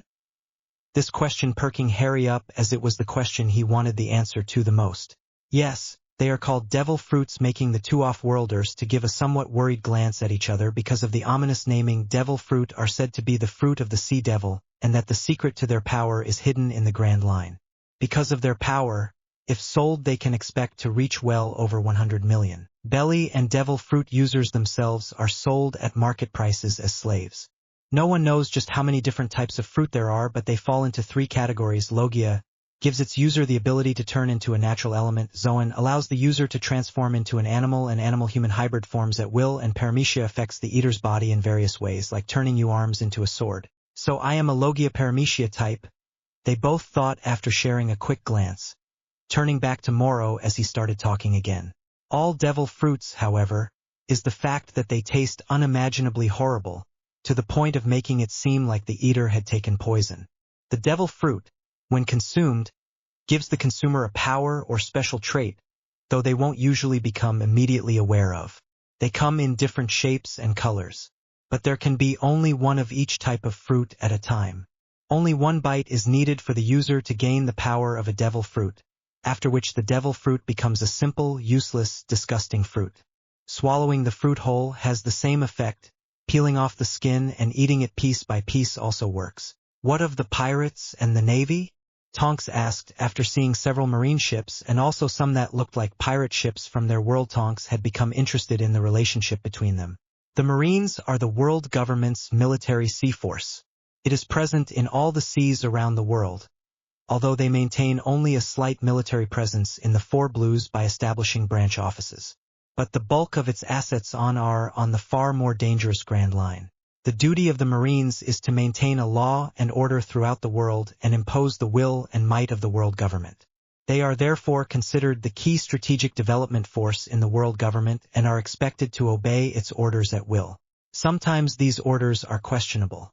However, they are expected to carry them out regardless of opinion. Amongst their duties is awarding bounty hunters the bounties on the heads of a criminal. They tolerate bounty hunters as a method of making their job easier, but are not unknown to go out bounty hunting themselves. Apprehended criminals who are brought in alive are handed over to be made an example of. The Marines are given the duty of ensuring the exportation of these criminals to prison or to their execution. The final duty of the Marines is to aid the Shichibukai, or allow the Shichibukai to aid them, and maintain the balance between both sides' forces and the Yonku. The Shichibukai are an organization of 7 former pirates turned privateers in the service of the world government in exchange for their bounties being voided. And the Yonku are the 4 great pirates who rule the second half of the Grand Line known as the New World. The pirates are all looking to become the Pirate King, a title held by a man called Jewel D. Roger, until he was executed in this very town, his hometown, 22 years ago. By the end of his life he had it all: wealth, fame, power. However, despite now being called the Pirate King, he was still fated to die. But as he was about to be executed, Roger yelled out his famous last words. "My wealth and treasures? If you want it, I'll let you have it. Search for it. I left all of it at that place." Upon his final words, he was able to start the great age of piracy. After his description of a man, he clearly had a lot of respect, for they both sat back and leant against the wall behind them so that they could think everything through. After several minutes of silence, Harry turned to Tonks with a large smirk on his face. "Hey Tonks," he said, garnering her attention. "Let's be bad guys," he finished with a smile that made Tonks break out her own, as she had been thinking the same thing. Who would want to have a normal life in this world? And who would want to be a Marine when you could be a pirate? Another thought quickly crossed her mind as she saw the look in her companion's eyes. "No eye patches," Harry, causing him to groan. "And no parrots," another groan, "and no wooden legs." saying yo-ho-ho or singing any sea shanties causing the loudest groan yet. "Ah, come on, Tonks, you're not letting me have any fun," he whined. This only made her victorious grin grow wider though. Well, tough, and in a fit of maturity, stuck her tongue out at him. Now to obliviate this guy, which took a few seconds more than usual with the power drain, before she finally sent him on home. After watching him leave the alley, she turned back to Harry to say, "Now that we have the information we need, let's go get some new clothes. Mine are getting kind of gross to wear, and then let's find somewhere to eat. I am sick of monster meat." And before Harry could even respond, she had grabbed his wrist and dragged him in the direction of a clothes shop down the street. After Tonks had subjected Harry to the horror of which was shopping with a girl, they headed to the nearest pub to get some food, and in Harry's case try and drown away his misery of shopping with alcohol. They had eaten slowly in the small pub they had found so that they could drag out their presents and find out as much information as they could. After several hours of listening to rumors and hearsay, while also checking out the list of current bounties, they decided to head back to their small vessel and get some sleep before deciding what they would do next. The next day, just as they were finishing their lunchtime meal, which they had paid for with some transfigured money, hey, they were pirates now, it was expected to be dishonest, and the transfiguration was permanent, so they had really just boosted the economy. That's what they told themselves anyway. They heard a commotion outside. Heading out, they saw a strange sight. A crowd gathered around the execution stand, which right now held a grinning teenager wearing a straw hat. The strange thing was that for one, that he was smiling, even thought he was clearly about to be executed. The second strange thing was that the person doing the executing was a clown. Due to the surreal nature of the situation, Harry couldn't help but turn slightly towards Tonks and ask, "Is it just me, or is there a clown just about to cut a grinning weirdo's head off with a large sword?" To which he got a distracted nod of confirmation. Happy that he wasn't losing his mind, he turned back to the stage and was deciding whether or not to jump in and do something. He was brought out of his thoughts as the grinning weirdo, as Harry had dubbed him, suddenly yelled out, "I am the person who will become the Pirate King," drawing shocked looks and murmurs from the crowd. The grinning weirdo's friends arrived. Several seconds later, apparently called Sanji and Zoro. According to what the grinning weirdo yelled out, one had blonde hair, a cigarette in his mouth, and was wearing a smart black suit. The other had pale green hair, a white shirt with a green wrap around his stomach, and black trousers. But what really drew Harry's attention to the second one was that he was wielding 3 swords, one in each hand, and strangely enough a third sword in his mouth. They ran into the fray that had started when the newly dubbed Clown Man ordered his pirate crew to engage with them. As they began kicking and cutting their way through the crowd, Clown Man had started to swing the blade down, and in the moments before his imminent death, he simply smiled and said, "Zoro, Sanji, Usopp, Nami, sorry, but I don't think that I will survive this time." But just as the sword was about to connect with his neck, to everyone's great shock, a bolt of lightning hit the execution stand, destroying it and releasing the strangely unharmed, grinning weirdo. He heard the blonde pirate say to his friend, "Do you believe in God?" who received a reply of, "Don't say something stupid. Now let's get out of this town before the Marines come," from his 3-sword companion, which apparently jinxed the whole situation, as suddenly dozens of Marines made their presence known with a cry of "Surround them and close of the streets. Apprehend the pirates," to which the 3 reunited friends took the only reasonable course of action, and that was to run like hell. Harry and Tonks looked at each other before nodding their heads, and without a word jumped up onto the roof of the building behind them and followed the progress of the 3 running pirates. If they had looked behind them, they would have seen all of the pirates in the execution grounds become wrapped up and trapped in a thick cloud of smoke that was being emitted from a single man's arms. This man was Captain Smoker. Following the 3 runners, they saw 3 swords, who Harry now knew to be the one called Zoro, making the blonde one Sanji, and the grinning weirdo being named Luffy, entering into a sword fight with someone called Sergeant Tashigi, who apparently had some personal issues with Zoro owning something called Wadoichi, one of Zoro's swords that he was given in the sword shop after watching. At the start of the fight, they decided to catch up with Luffy and Sanji, as it appeared that Zoro could easily handle this fight by himself. When they caught up with Luffy and Sanji, they saw that they had made the right decision, as they too were in the middle of a fight. Only it appeared that they weren't faring nearly as well as their green-haired companion. The person they were fighting against was turning his body into smoke, making the world travelers recognize, due to the new information they had gotten, that he was a Logia-type devil fruit user. Within seconds of the fight, Sanji had been thrown into a wall with a technique called Howado Burrow, and Luffy had been captured, and was futilely trying to punch with a rapidly extending arm, marking him as a rubber-type paramecia, which drew slightly dropped jaws from both Harry and Tonks as they were rapidly taking in the range of powers simply eating a fruit could bestow. Seeing how the fight was turning, Harry decided to make his presence known as he jumped down from his building top vantage point. Luffy was trapped within the smoke and was barely able to move. Though he didn't think that would have made a difference, trying to hit smoke with a rubber fist was apparently not possible, just as he started to feel light-headed from lack of oxygen.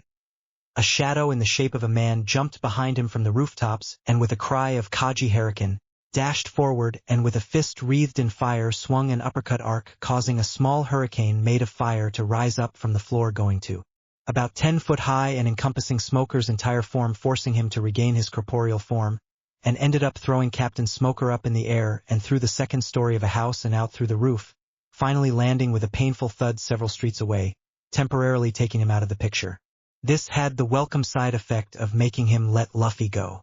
As several dozen Marines suddenly stormed into the street, a second person jumped down from the rooftops, landing facing the newly arrived troops. And without turning she called out, "Don't interfere," a request Harry was only too happy to oblige, as he wanted to see just how they each fared in a real fight. As she walked confidently up to the group of pirates, Harry had to hold a hand out to his side to stop the Straw Hat Pirates, which now included Nami and Usopp, who had come when they heard Luffy call out in pain from interfering. Upon getting to within a few feet, the small battalion of Marines apparently remembered they were armed, as they quickly drew their swords and rifle and took up semi-trained fighting positions. But before they could order her to stand down or make a move to attack her, Tonks had already started to call upon her powers, and with a clap of her hands and a call of Dai Shibaru Hashira, a torrent of half-foot-wide wooden pillars shot up and tightly wrapped up the Marines, causing several bones to crack under the great pressure the attack caused. This attack causing the Straw Hat crew's jaw to drop slightly or into their chests, in Usopp's case in awe, as Harry just stood there passively, already knowing what Tonks' new powers were capable of. Now that the danger had passed, Luffy was able to take a quick stock of the two new arrivals. The man was around 6 foot tall and had raven black hair. He had strikingly bright green eyes and a scar that went across the side of his face. He was wearing a dark red coat, sleeveless coat that went down to his knees that had a black flame pattern running around the bottom edge. He wore the coat unzipped, which showed off the clearly defined nature of his muscles. His trousers were the same color as his coat and slightly flared at the bottom and had the same pattern of black flames as the coat did. And to finish it off, he was wearing a pair of Geta sandals.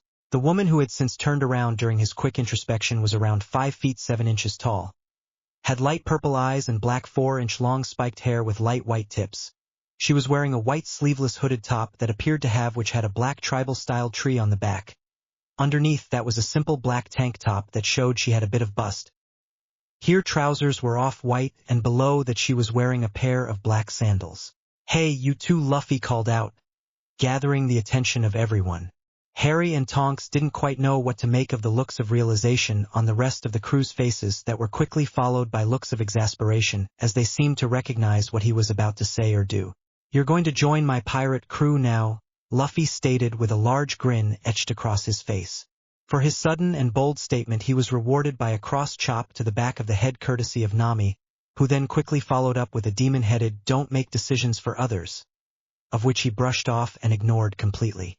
Harry and Tonks, after sharing a quick glance, turned back to Luffy, and with a lethargic shrug answered with an "Okay, sure," to which they were then treated to Nami's demon-headed "Don't just agree so flippantly." Luffy just waved off Nami's yelling with a simple dismissive wave of his hand and saying, "What does it matter? They joined.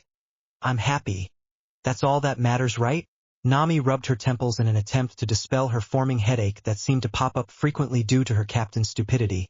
But before she could make further comment, there was a cry of "What happened to all of these men?" followed quickly by a "Look, Lieutenant. Over there, it's the one from the execution ground. They must have done this." Sharing a quick look between the newly changed Straw Hat Pirates, they all came up with the same conclusion, and at the same time all simply said, "Run," as they ran towards the ship that they could see was about 100 meters in front of them. Harry jumped into the air and, after performing a 180-degree spin, while still in mid-air, took in a massive breath, and in blowing it out he incanted Sekiden KM, the result of which was a huge plume of black ash spewing from his mouth, which quickly enshrouded the newly arrived small battalion and successfully covering the Straw Hat's escape. Upon landing and turning back, Harry was quickly able to catch up with the rest of his new crew, deciding it was time to introduce themselves, and so over the cacophony of badly aimed gunfire and violent coughing, yelled across to Luffy, "Nice to meet you, Captain. I'm Hadrian, but you can call me Harry, and this is my fine traveling companion," he said, pointing across at Tonks, who then took up where Harry left off. "Nice to you. My name's Tonks." Luffy only smiled wider, stretched out his arm so that Harry could shake it, and said, "Welcome to the Straw Hat Pirates. I'm Monkey D. Luffy," sporting his apparently ever so typical grin, which Harry returned, though to a lesser degree. "I don't think I could get my mouth to stretch far enough to make such a big smile." Elsewhere atop a building by the docks, a mysterious man wrapped in a cloak stood watching the Straw Hat crew with a small smirk upon his face. "Go, Luffy, my son. It is your destiny," the mysterious figure said, letting out a small bark of raspy laughter afterwards. Their Chapter 5 finished, my longest yet. Just over 4,200 words. Hoomy. This chapter would have been realized sooner, but as I mentioned at the end of Chapter 4, I wanted to rewrite Tonks' powers and also wanted to rewrite the fight between Tonks and the Marines, which was initially going to be hidden from view with Harry's second KM attack, which I was determined to get in, but I decided that it would be better to actually show the Straw Hats what they could both do. The explanation of the geography was mostly copied straight from a One Piece wiki, which isn't too hard to find if you want to see the pictures that go with it. I hope you enjoyed the way that they finally met, and please review. And please feel free to make suggestion of attacks for all of the Straw Hats and any suggestions for fights for Harry and Tonks during the Baroque Works saga that is coming up shortly. This includes creating OCs both Devil Fruit and Non, as the manga already contains enemies for the original Straw Hats to fight, and although I will change the fights to my liking, they will most likely end up fighting the same enemies as they did in the manga. So send me your suggestions, and if I like it, I will incorporate it into my story. That's all for now, and expect a new chapter in just a short while.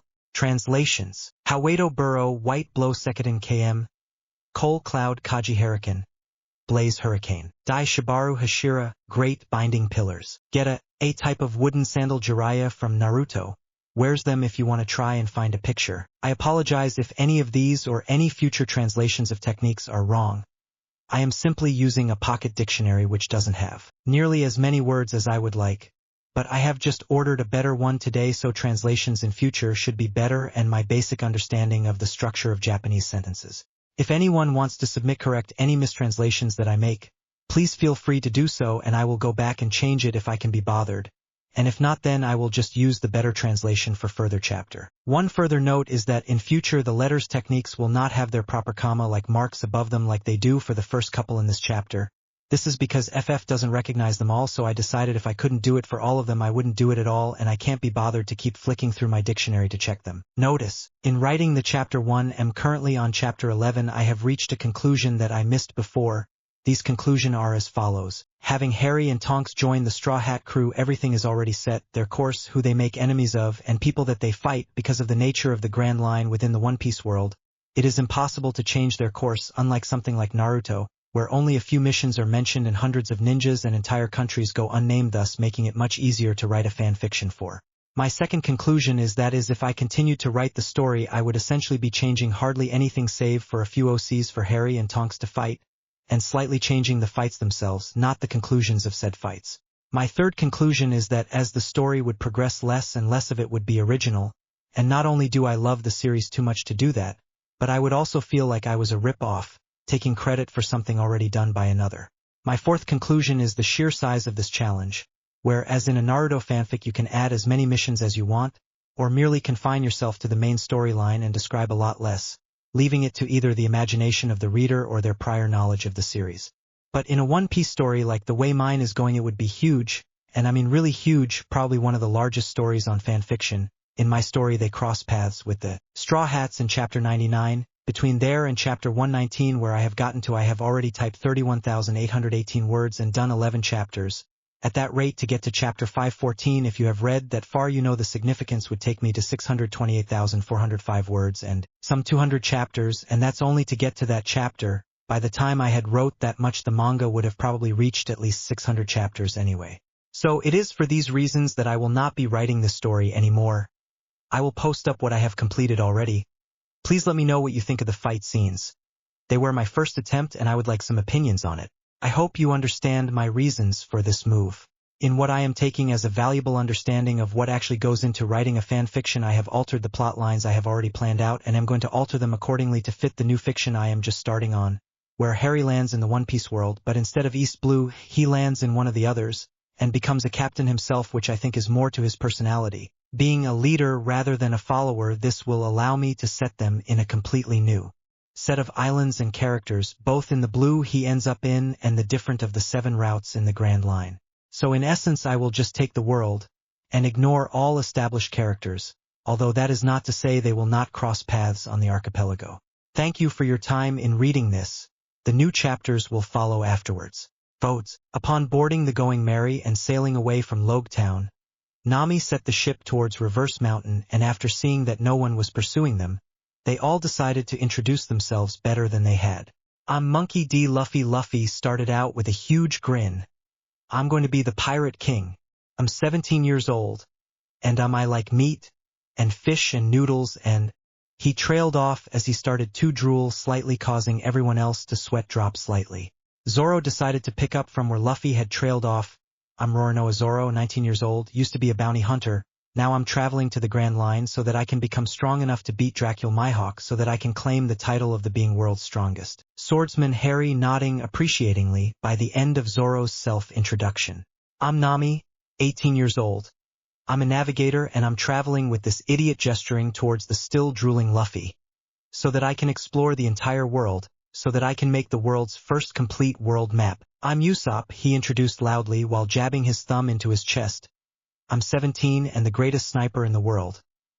He announced with nothing but confidence, my dream is to become a great and brave warrior of the sea like my father Yasopp. And I'm Sanji, he took up when Usopp was finished.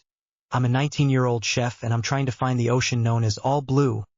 And I'm in love with you, he announced with hearts in his eyes as he made some odd swooning gestures, but was quickly shot down by Tonks with a, and I'm already taken, followed by a simple look at Harry, who happily smiled back, causing Sanji to burst into tears. Ignoring the strangeness of the moment, and after Harry had gestured her to go next, Tonks began to introduce herself. My name is Tonks. I'm 19 years old and I ate the Mori Mori no Mi, as they had decided to call it. I love all forms nature and my dream is to find the world's largest tree, which is rumored to have grown on Raftel at the end of the Grand Line, where Jewel D. Rogers' One Piece is apparently located. Her statement causing Luffy to bounce up and down on his hands and yell about becoming the Pirate King again. After Tonks was finished and Luffy had calmed down, Harry introduced himself. My name is Harry. I'm 17 years old. Yes, I did alter his by a couple of months so that he is 16, as to make his and Tonks' relationship morally acceptable.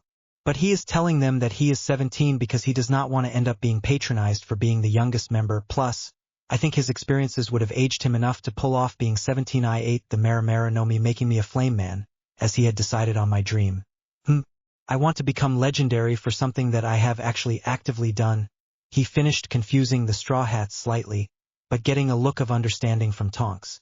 But before anyone could make any comment, they felt the first few patters off rain, and before even a minute had gone by they had fully entered into a full-blown storm which was now rocking the boat dangerously from side to side. After adjusting the ship sails accordingly, Sanji pushed a barrel into the middle of the deck so that they could perform the ceremony for entering the ocean. He began by lifting his leg and propping the back of his foot up onto the barrel, cluing Harry and Tonks into what they had to do. I want to find All Blue, Sanji. I want to become the greatest pirate, Luffy. I want to become an invincible swordsman, Zoro. I want to draw a world map, Nami. I want to become a brave warrior of the sea, Usopp.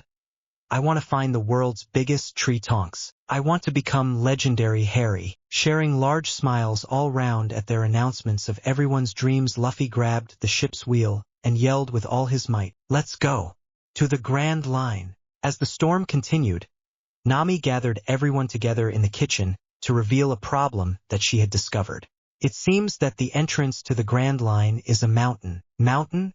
How could the entrance be a mountain? Harry asked, voicing everyone's confusion.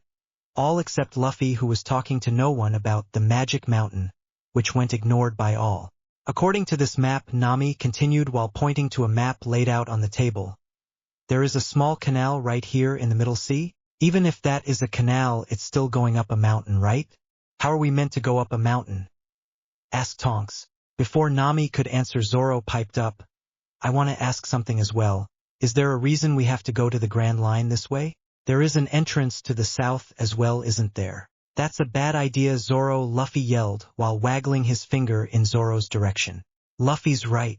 There is a reason for that," started Nami, only to be interrupted by Luffy's cry of, "We're supposed to go to the Grand Line using this entrance because it's cool," getting hit by Nami in response.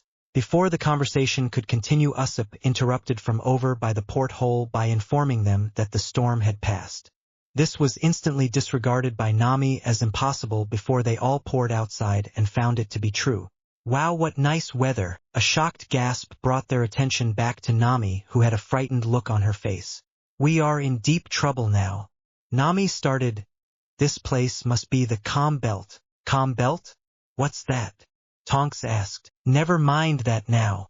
Just hurry up and prepare the ship. We will go back into the storm," Nami yelled, causing her demon head to appear.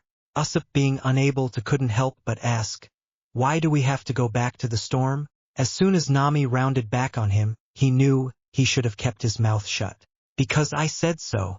Now shut up and just do it." Receiving a weak "yes, mum," but just as the crew were getting ready to do what Nami demanded of them, the ship began to shake, to which Luffy stupidly asked if it was an earthquake.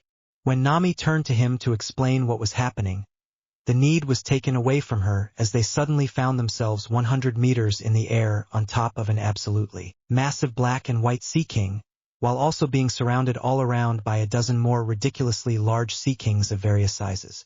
Everyone was scared witless at the size of them, leading Usopp to lie on the floor foaming at the mouth and for Nami to clutch the mast as if her life depended on it.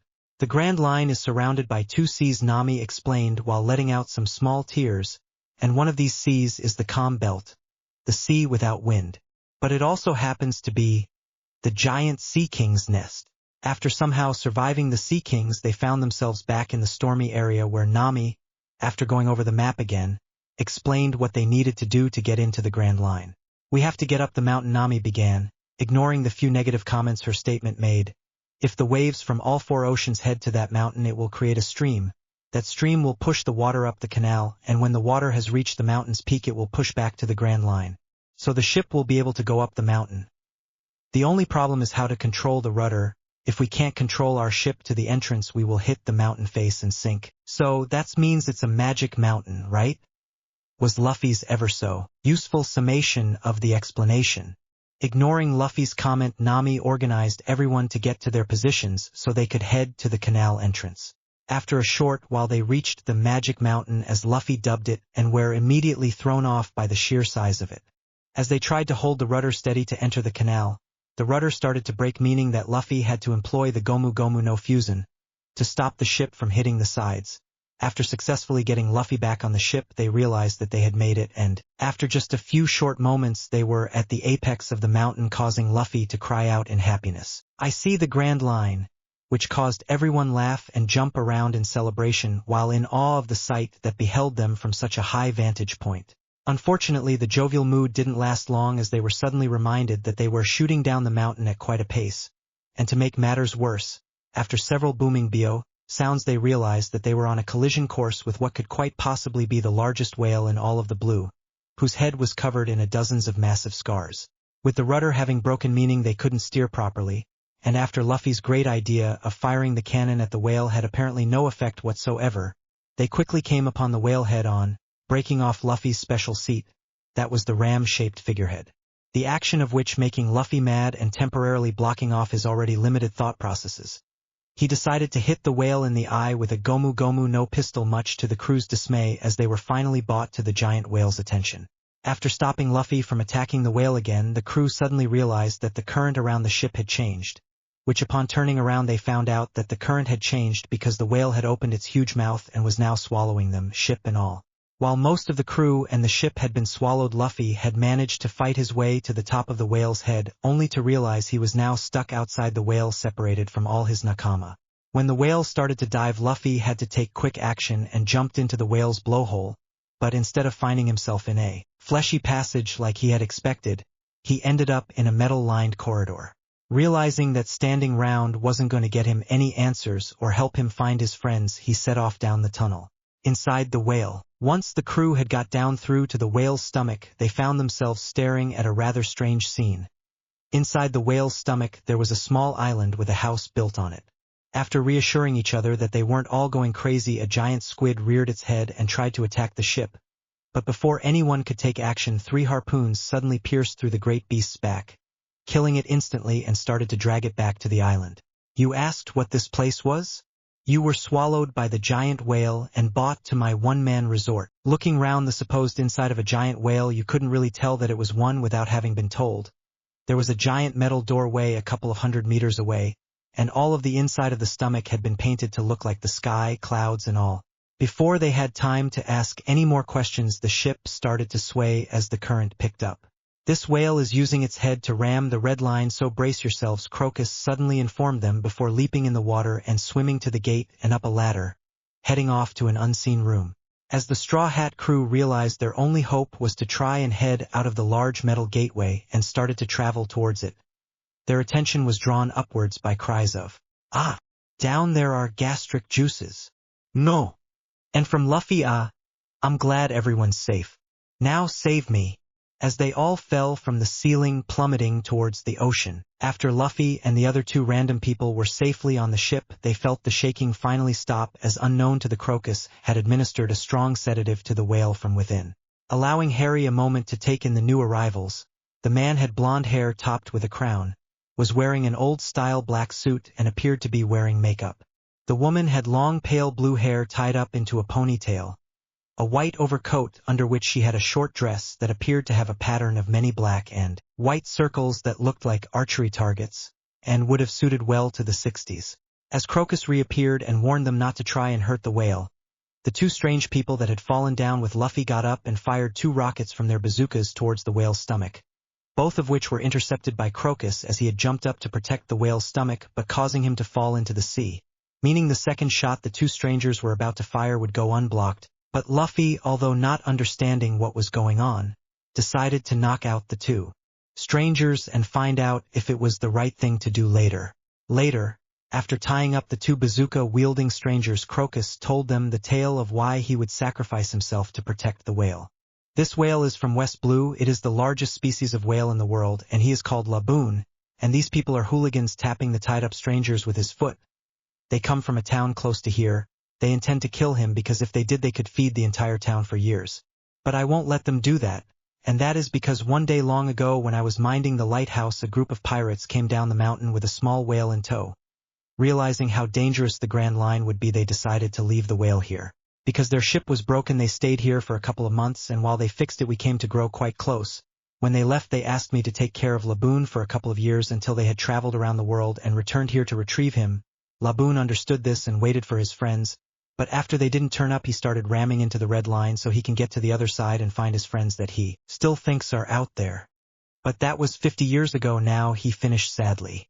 After his tale was done they headed over to the gate as he informed them that he had been a ship's doctor for a couple of years and was administering treatment to Laboon from the inside because he had grown too big to do it externally. And after rejecting Luffy's request to be the Straw Hat doctor, he opened the giant gate, letting them out to see the real sky again. Once outside they dumped the 2 strangers into the ocean and watched them swim off, both calling back over their shoulders with promises return. Crocus led them back to the lighthouse and informed them that even though he knew that the pirates who brought Laboon to the Grand Line had already left, and that although he had explained to Laboon many times, that Laboon refuses to believe it and keeps a vigil at the base of the mountain and continues to ram it, but that if he continues to do so, he will die. So, in another great fit of stupidity, Luffy broke the mast off of the Going Merry, scaled Laboon and stabbed him in the head with the broken end of the mast, causing the whale to fall onto the rocks below, and then proceeded to punch him a couple more times before suddenly stopping. "We are even now. I'm very good. But we don't yet know the outcome of this fight, so we have to have a rematch sometime. We will travel around the Grand Line and return to fight you again." Luffy's speech causing Laboon to let out a few tears and agree with a loud B.O. After Luffy had painted a very crude Straw Hat logo onto Laboon's head with a promise that he wouldn't ram his head into the mountain and cause the symbol to wash off, Crocus explained that each island on the Grand Line has a unique magnetic field, and that they had to take a log-post compass to each island and wait for it to recalibrate itself to point towards the next island. After finding out what the log pose looks like, Luffy suddenly pulled one out of his pocket, informing them that the two they had left in the ocean had dropped it. Unfortunately, when Sanji started to attack Luffy for eating the entire meal that he had prepared with the fish he had won in the chef competition back in Logtown, the log pose that Nami was holding was broken, for which Nami kicked both Sanji and Luffy into the ocean in retaliation for. But luck was in store for them, as Crocus gave them another one as repayment for helping him with Laboon. As Luffy and Sanji dragged themselves to shore, the two strangers that had introduced themselves as Mr. Nine and Ms. Wednesday pulled themselves out of the water as well, and managed to get a temporary place on the Going Merry to get a lift back to Whiskey Peak, which the Straw Hats had decided to head to anyway, after they had fixed their ship anyway. I'm not really overjoyed with this chapter. I'm glad that in my rewrite I was able to put in the couple of hundred words of crew introductions at the start. But other than that, I decided to just give a relatively brief summation of the Laboon arc so that I could get it all into one small chapter and get the Straw Hats off on their way to the next island, Whiskey Peak, and the start of the Baroque Works saga. But this had the unfortunate side effect that half of the chapter came out in a way I'm not that pleased with, but after looking to see if I could rewrite it better, I gave up. But now that I have them moving on, I can finally start to pick up the pace and give Harry and Tonks their first proper fights, of which I am still interested in hearing any suggestions for. Please review, and until next time, goodbye. Translations: Gomu Gomu no Fusen, Rubber Rubber Balloon, Gomu Gomu no Pistol, Rubber Rubber Pistol Nakama. A very close friend. After traveling for just over a day, the Straw Hat crew and their guests, Mr. Nine and Ms. Wednesday, found themselves in the middle of a blanket of snow, and after Harry had been confined to the crow's nest, because he had melted Luffy's questionable-looking snowman just by standing next to it, Nami made the startling discovery that, somehow, by taking her eyes off the log pose for just a few minutes, had missed that the ship had actually turned 180 degrees, and was now facing the lighthouse they had just come from. "You were tricked by the magnetic field," Ms. Wednesday called out, gaining Nami's attention. "It is completely normal for this place. The wind, the sky, and even the clouds, you can't trust any of them. The only thing you can do to survive this ocean is pay attention to the log pose. Many crews have failed here since the great age of piracy began because they couldn't adapt and just ended up lost at sea and defeated by the weather." Quickly checking the log pose one more time, Nami started to bark out orders to everyone, even their guests, who up until then had just sat around in the kitchen complaining constantly. "Turn back 180 degrees and wait for the wind from the right. Usopp, go check the back of the ship. Sanji, go control the rudder. Everyone else wait by the sail lines for my directions." After a few seconds and no one had got to their positions, Nami lost what little patience she had right now and let loose her demon head attack, which finally spurred everyone on to following her orders. After passing through a few minutes of, with the word of this story just hit 20,000 words, Woomy spring-like weather, they quickly found themselves in violent seas that threatened to tear the ship apart, threat that was immediately fulfilled as an iceberg struck the left side of the ship, making a large gash in the hull, and started to let the water flow in. Within seconds the crisis was over, as Tonks utilized her Mori Mori no Mi abilities to cause the wood of the hull to seal itself back up, making everyone awake, Zoro somehow managing to sleep through it all to realize what a useful ability their new crewmate possessed. Soon after that crisis was averted, the Straw Hat crew, including Zoro, who had finally awoken after being asleep for over 20 straight hours, finally being treated to their first view of Whiskey Peak. The first thing that drew everyone's attention on the island was the several absolutely massive cacti that adorned the island, the smallest of which looking to be around 20 meters tall, and the largest easily breaking the 400-meter mark. Mr. Nine and Ms. Wednesday took this opportunity of distraction to climb up onto the railing of the ship and with a quick synced-up call of "Bye bye baby," let themselves fall backwards into the sea and swam off out of sight. As the crew prepared for the typical pirate welcome, a fight they were treated to, their second surprise the island had to offer, as along the bank of the river that ran straight through the island, all of the townsfolk had gathered and were cheering the pirates on, which most of the Straw Hats welcomed happily and started to wave back, but drew the suspicions of several of the more sensible and cautious members of the crew. Upon disembarking, they were greeted by a tall man who easily cleared 2 meters tall. He had a smart suit and waistcoat combo on, was carrying a saxophone, and for some reason had 6 massive curls in his blonde hair, reminiscent of the large wigs that were worn several hundred years ago in Harry and Tonks' home dimension. Only this was a real haircut, and was several times bigger than a wig would have ever been. Welcome to Whiskey Peak. My name is Igaram. This is the town of music and liquor. It is our honor to welcome you. Now let us adjourn to the party we are throwing in your honor, and you can regale us with tales of your adventures.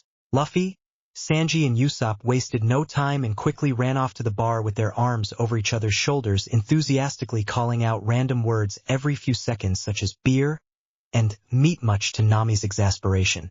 The moon had risen and the welcoming party at Whiskey Peak was still going strong as the Straw Hats told of their adventures, largely embellished in Captain Usopp's case, such as, "So I said to them, don't you dare touch my friends. Giant monsters, your comm belt isn't scaring me at all. For I am the brave warrior of the sea, Usopp." On the other side of the bar, Zoro had managed to outdrink 10 people. Nami had outdrunken 12 and Luffy had eaten enough food for 20 people, while Sanji was successfully wooing 20 women at the same time. But for two of the Straw Hats, the jovial mood they were portraying was merely a front. These two were Harry and Tonks, who after going through what they had, would stay suspicious until given reason not to. But in order to keep up appearances they had both eaten a small mushroom. Tonks had discreetly grown with her Kiniko Yakuzai Okosu technique that would stop them from becoming inebriated, so they could keep on drinking but keep their senses on full alert. After Nami had got beaten by, strangely enough, a slightly foul-mouthed nun, and Luffy had defeated 3 chefs, bloating him up to several hundred pounds, the Straw Hat crew finally gave in to the mood the drink and food had put them into and all fell into a deep sleep.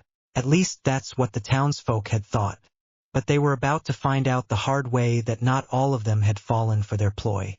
"They have stopped being noisy and have gone to sleep at last," Igaram said as he stared at the moon. "I wish all of the brave warriors a nice dream. Tonight the Cactus Mountain under the moonlight looks extremely beautiful."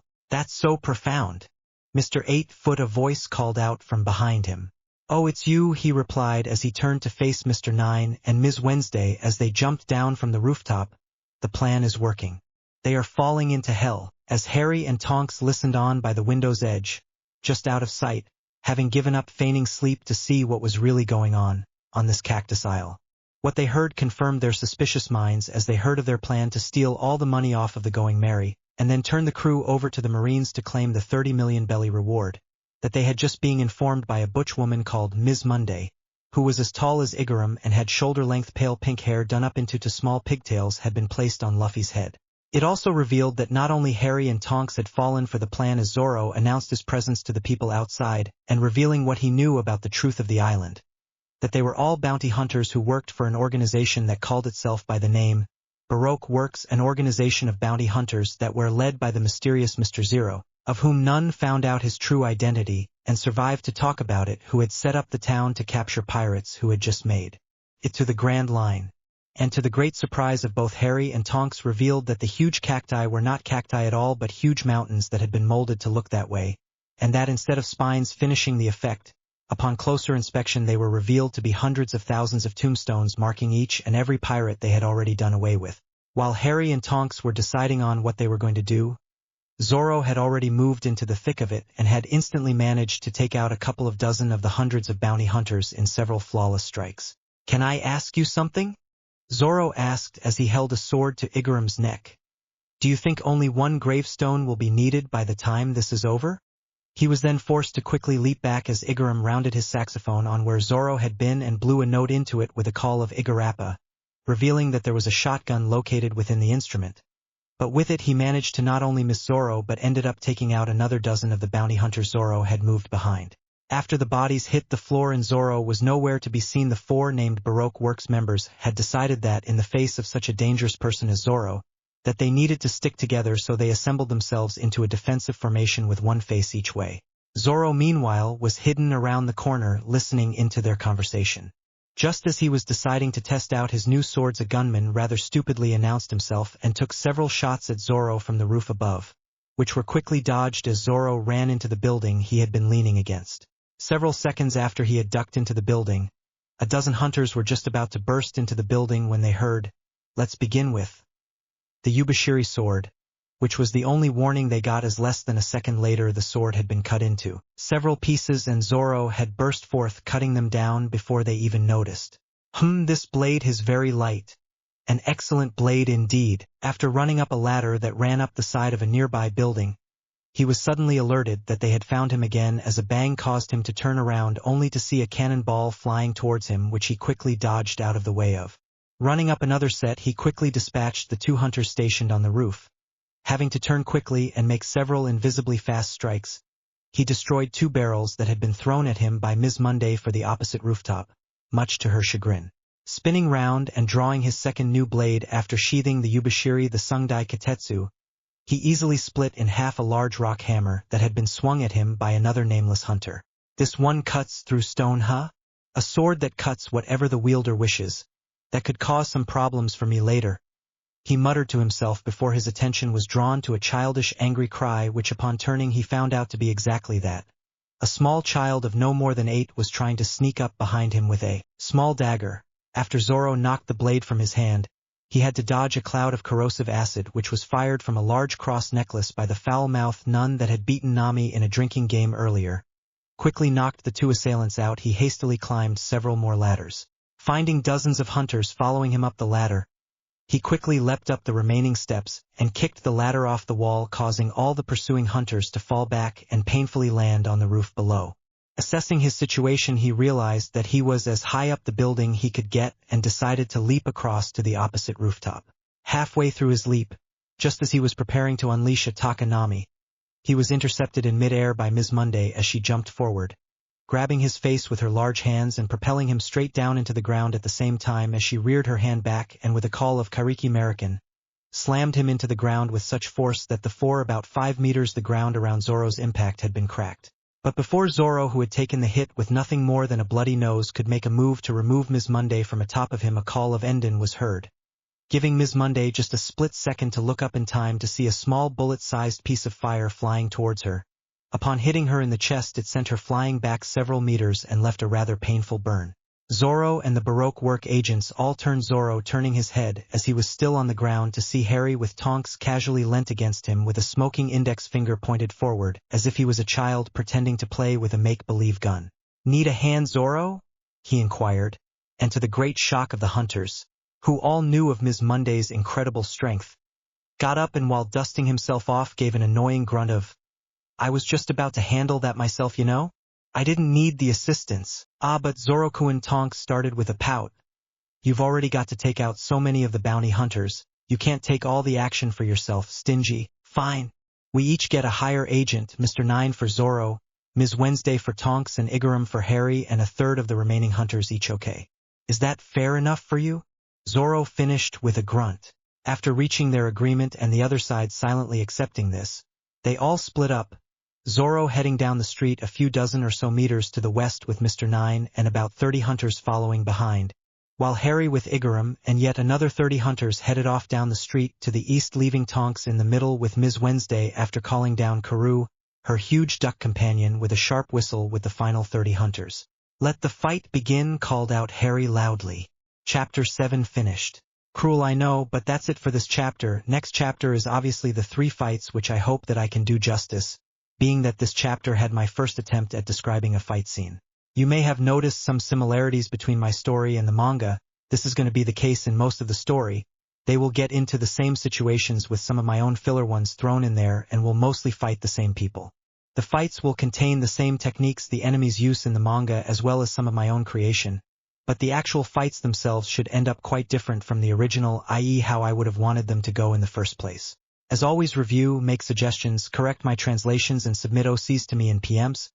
But if you want your character to end up at a specific part in the story, please hurry up, as I am really plowing through this story, already nearly 23,000 words, and I only started this story less than 3 days ago, though if I really like your idea I might just rewrite it in.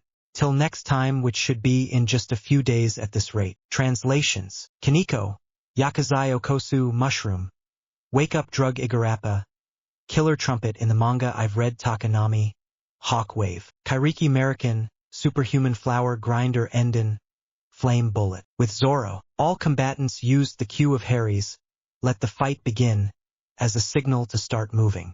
Zoro decided that his biggest problem was Mr. 9 and so set about taking out the 30 or so bounty hunters that had followed him so that their fight would go uninterrupted.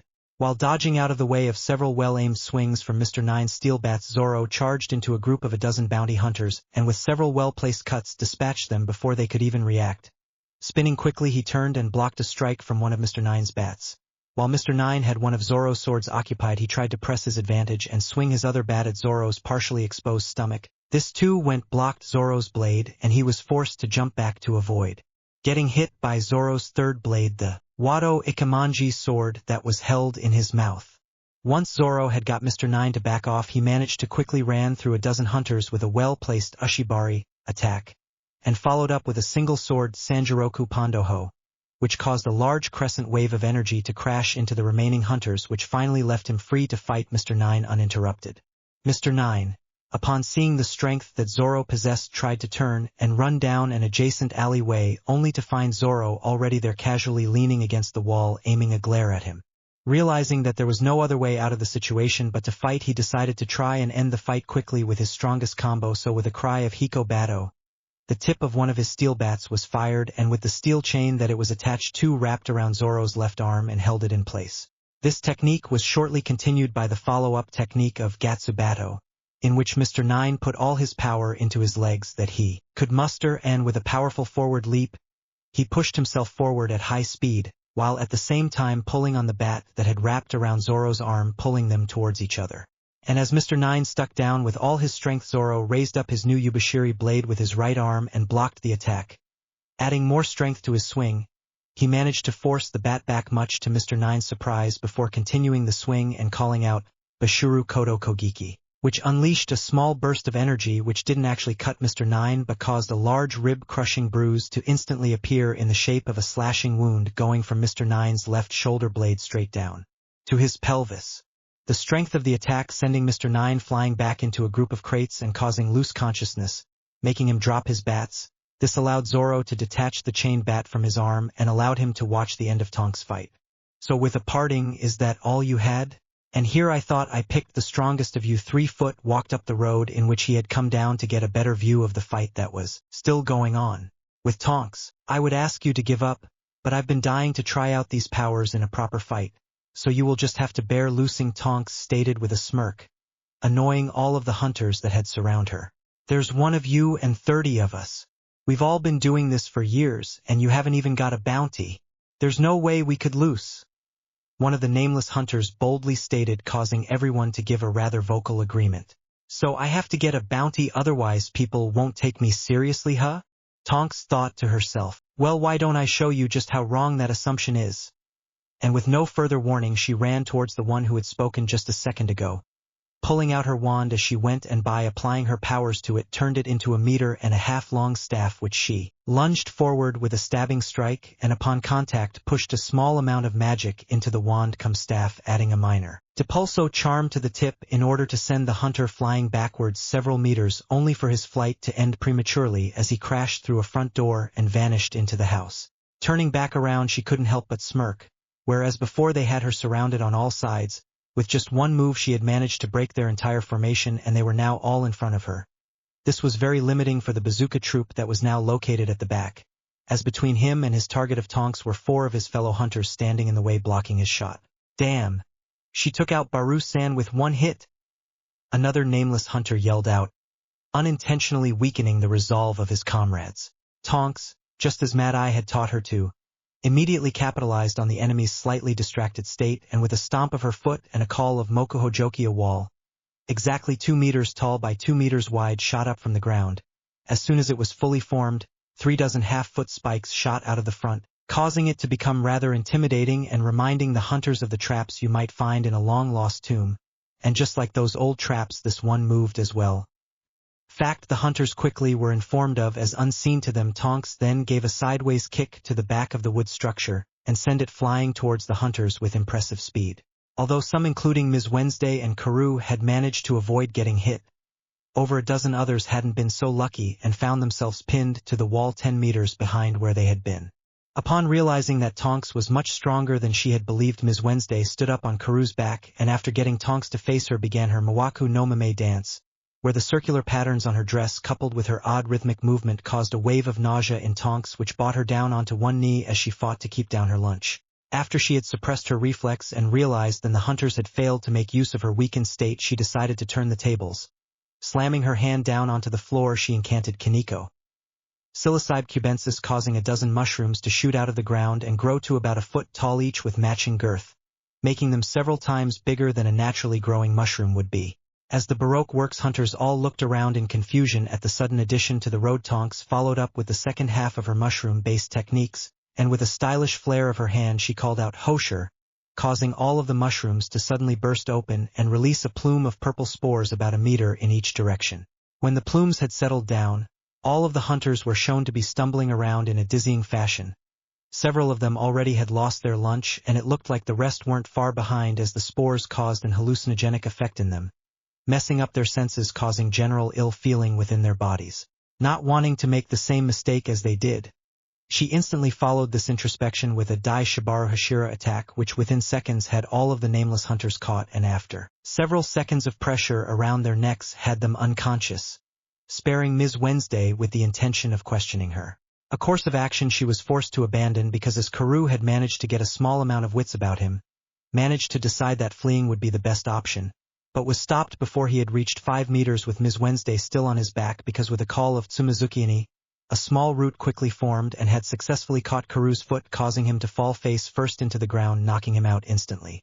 Unfortunately for Ms. Wednesday, though, the sudden action caused her to fly off of Karoo's back and with great speed was propelled into a stack of crates, the impact of which finally allowed her to black out.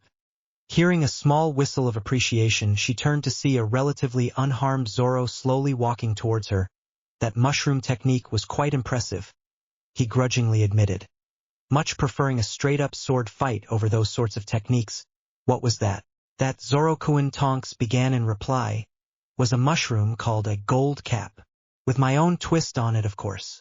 I believe the easiest way for you to understand it would be to call it a really potent magic mushroom, she finished with a smirk. Magic mushrooms? You got them stoned? Zoro replied with a short bark of laughter. That's one way to gain an advantage, I guess. They were suddenly snapped out of their conversation as a fairly burned-out-looking Igaram landed at their feet, courtesy of Harry, who was now walking towards them with a small smirk on his face. With Harry sparing a glance down the road, he saw Zoro instantly charge into several hunters, quickly taking them out, and to his other side saw Tonks rushing in with a staff she had just formed from her wand.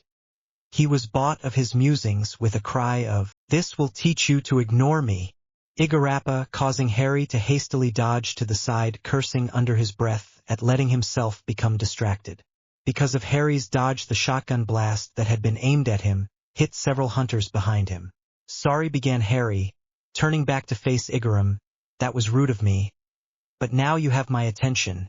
Know that you have just sealed your fate." Before he got a response, he threw his hand out and incanted Kaji Yari, causing a lance of fire to burst forth, hitting one hunter in the chest and managing to throw him backwards into 3 more hunters that were standing behind him. Damn, I only managed to take out 4 in one attack. I guess Zoro has me beat on opening attacks, Harry thought to himself, dragged out of his musings by 3 sword-wielding bounty hunters leaping towards him. Swinging his hand in a sideways arc, he called out "Hai no Muchi," as a thick whip of fire shot out the top of his closed fist, striking the 3 sword-wielding hunters clean in their chests, instantly setting their torsos on fire and sending them flying back several meters into a wall. Pumping more fire into the whip to both increase its length, width, and to make sure it didn't fade, he span round, slashing out with the whip while sending a burst of fire from his legs, accelerating the turn, enabling the follow-up technique of Muchi Tatsumaki. And after letting himself spin round several times, he sent a second burst out to counter his rotation, bringing him to a stop facing a shocked-looking Igaram straight on. Sparing a quick glance to each side, he saw that he had taken out the remaining bounty hunters with that one attack, and that he had caused Igaram to drop his deadly saxophone, leaving him, or as Harry thought, unarmed. What are you? Igaram managed to stutter out, bring Harry's attention completely back to him. Me? Why, I'm the light of hell, of course, he finished with a sinister smile.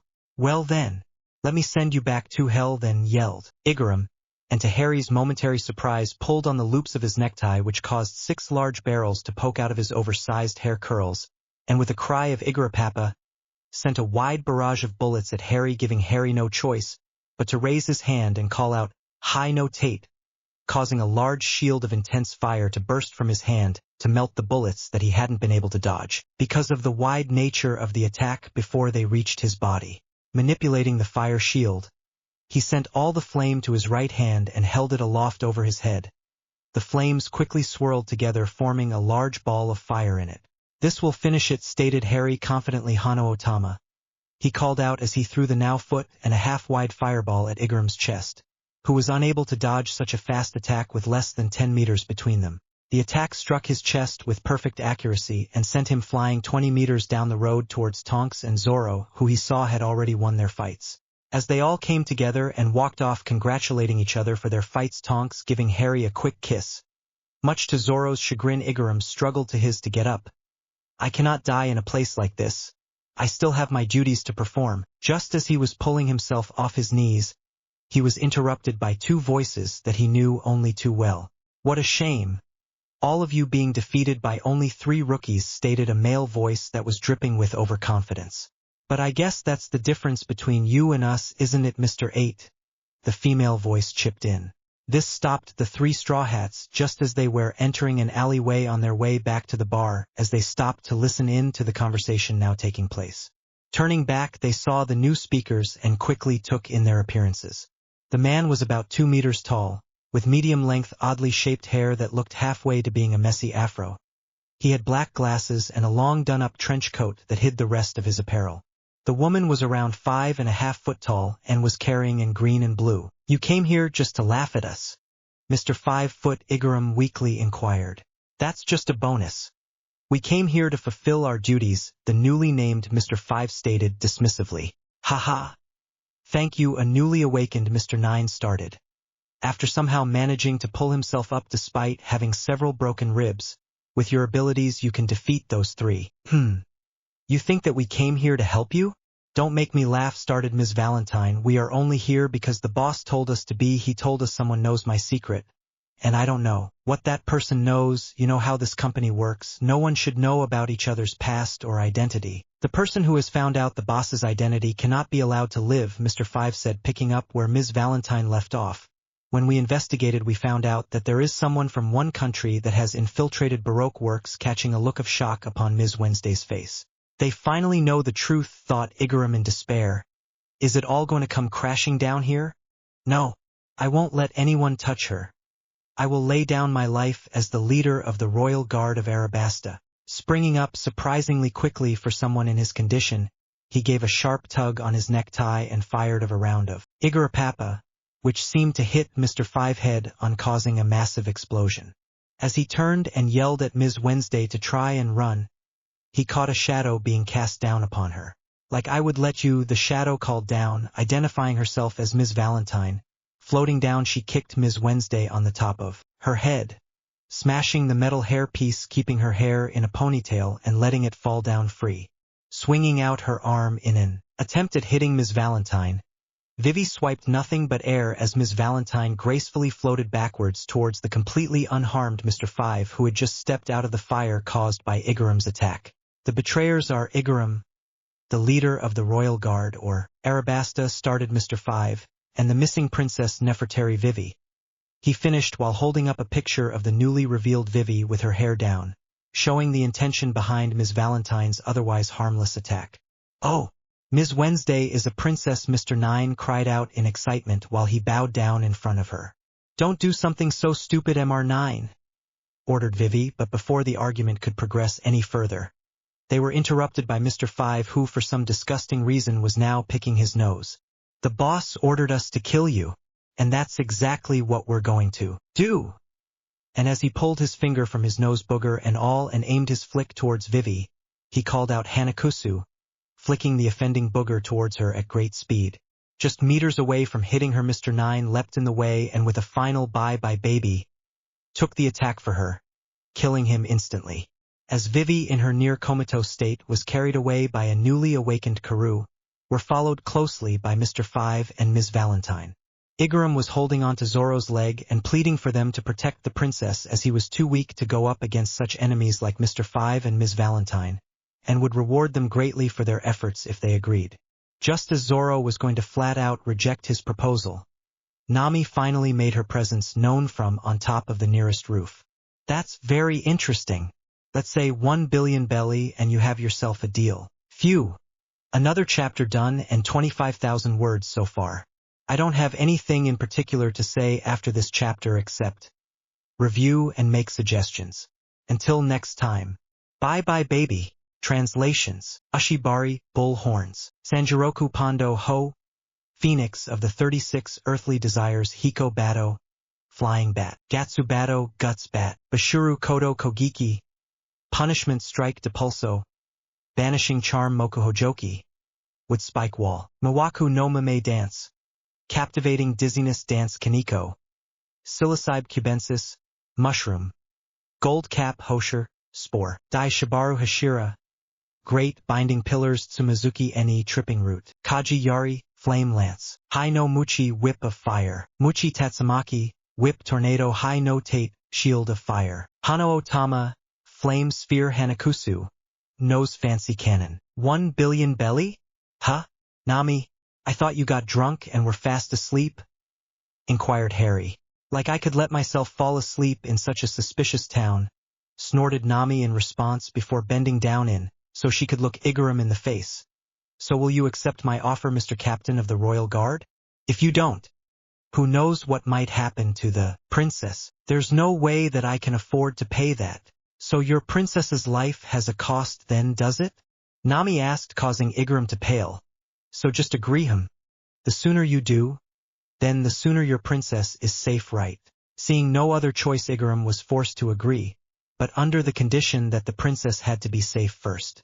After having Igaram's agreement, Nami then proceeded to both guilt and bribe Zoro into helping by gently reminding him that a swordsman shouldn't break a promise to pay what he owed 200,000 belly interest on the 300,000 belly she lent him in Logue Town. As Zoro stormed off in a huff, Harry and Tonks both decided to tag along to provide support if needed. This left Nami alone with Igaram, who explained what the Baroque works really were. It's a criminal agency spearheaded by someone called Mr. Zero. But other than that, we don't know who he is. Our work includes investigation, murder, stealing, and bounty hunting. The main goal of the Baroque works, though, is to create the dream country. The boss has promised people who work for him a good position in the kingdom he will create and rule over. But I'm just a level 8 agent. The lower the number, the stronger the agent. Always working in pairs, save Mr. 2. We just don't stand a chance against such a force on our own, he finished sadly. Burp. Why am I outside? I think I have heartburn. I need to pee, muttered Luffy after he finally regained consciousness and began to slowly walk off to the bathroom. With Vivi. Hurry up, Karoo. There is a ship hidden behind the Cactus Mountain, Vivi told her loyal companion, getting an affirmative quack in return. Before they had gotten very far, Mr. 5 and Ms. Valentine announced their presence from behind her as they quickly gained on her. After getting Karoo to run faster, Vivi came across Ms. Monday, who offered to stall the other agents so that Vivi could get away. But Mr. 5 decided to demonstrate how far the difference between their ranks were. Pulling up his sleeve, he charged forward and with a clothesline attack that upon connecting caused a huge explosion and killing Ms. Monday before she even knew what had happened. I am an explosive human, he informed Vivi as she turned in time to see her friend fall. Because I ate the Bomu Bomu no Mi. I can make any part of my body explode. I can accomplish every mission and you stand no chance of escaping me. Hanakusu. But as the explosive booger was within a meter of hitting Vivi, there was a flash of steel as Zoro intercepted the attack, cutting the booger in half and saving Vivi from harm. Mr. Bushido, why are you helping me? Vivi questioned him in shock while idly noticing the other two Straw Hats leaning against a building simply watching the events unfold. I had T.O. cut a booger, was Zoro's only response to that question as he stepped forward and held his swords at the ready. Before Vivi could attack who she thought was an enemy, a female voice cut through the night from behind. We were asked to keep you safe, Tonks informed her, shocking Vivi into silence. After insults and threats were traded before Zoro and Mr. 5 and the fight was about to begin, an angry yell halted proceedings. That yell came from Monkey D. Luffy. Zoro. I can't forgive you this time. Let's fight. This announcement confusing everyone. None more than Zoro himself. What the hell are you talking about, Luffy? Shut up. I saw what you did to the townspeople. You ungrateful bastard. I won't forgive you for attacking people who were so nice to us.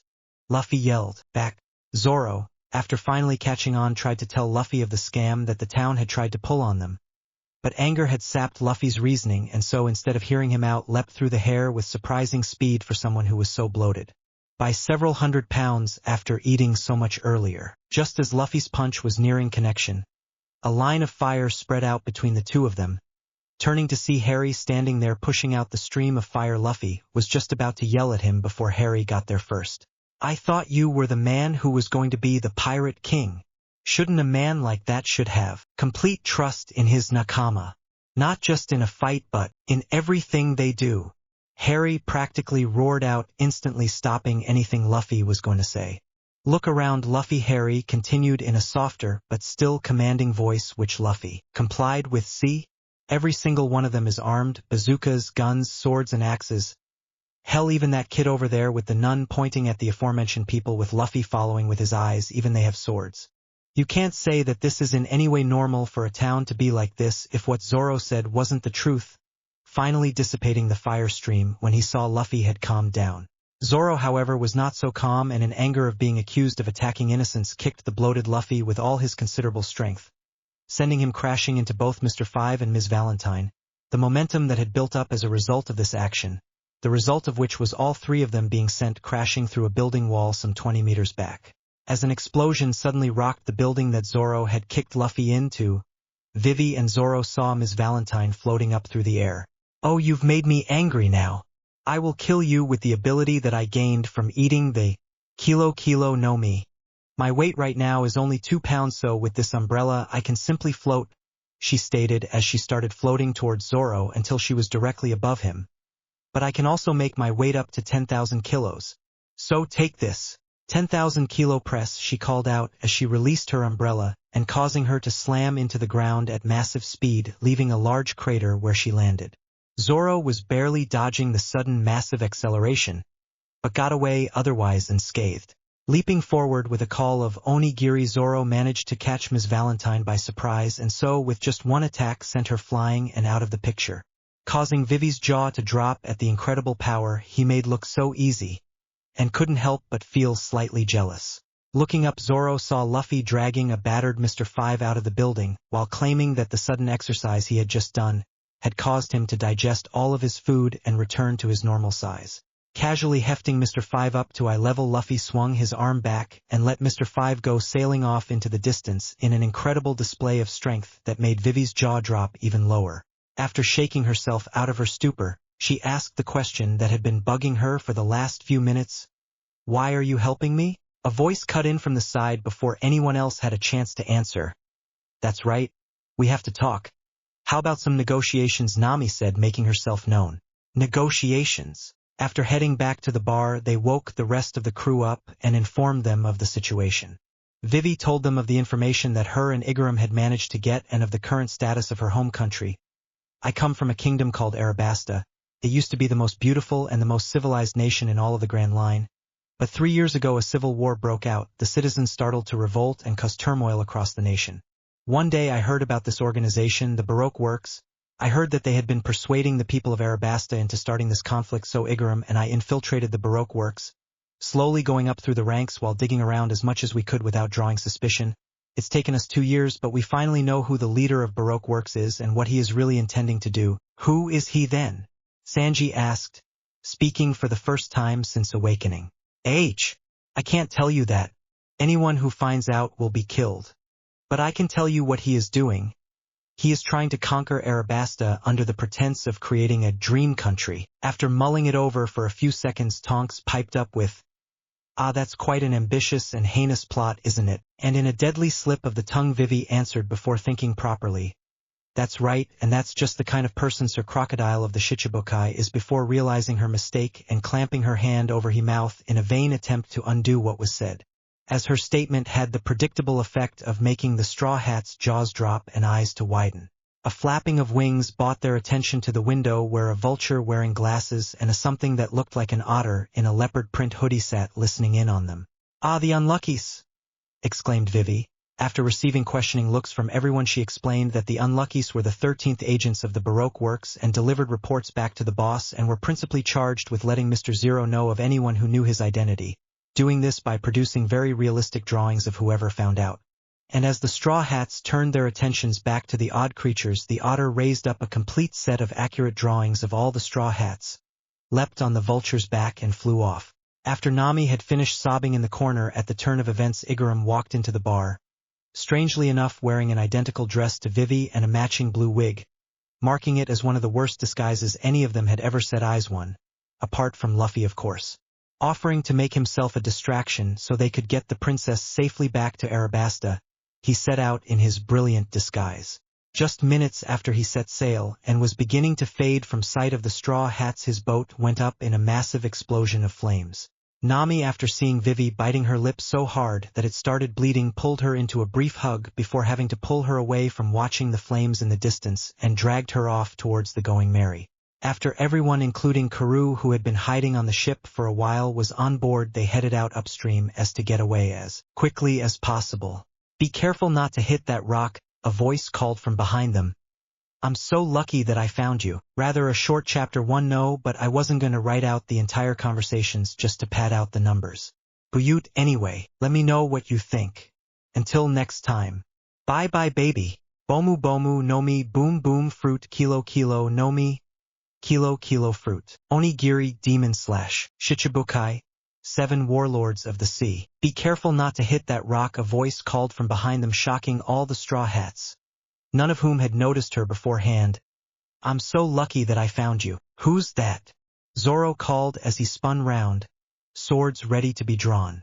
Harry had, with the rest of the crew, turned to face the newcomer with his fists raised in the fire fist style that he had adapted from the intermediate knowledge he had of Kung Fu, which he had started to learn after his 4th year, making him a practitioner for just over a year, with the age change I made after getting his flame powers, but relaxed his stance slightly when he saw the speaker was not making any moves of aggression.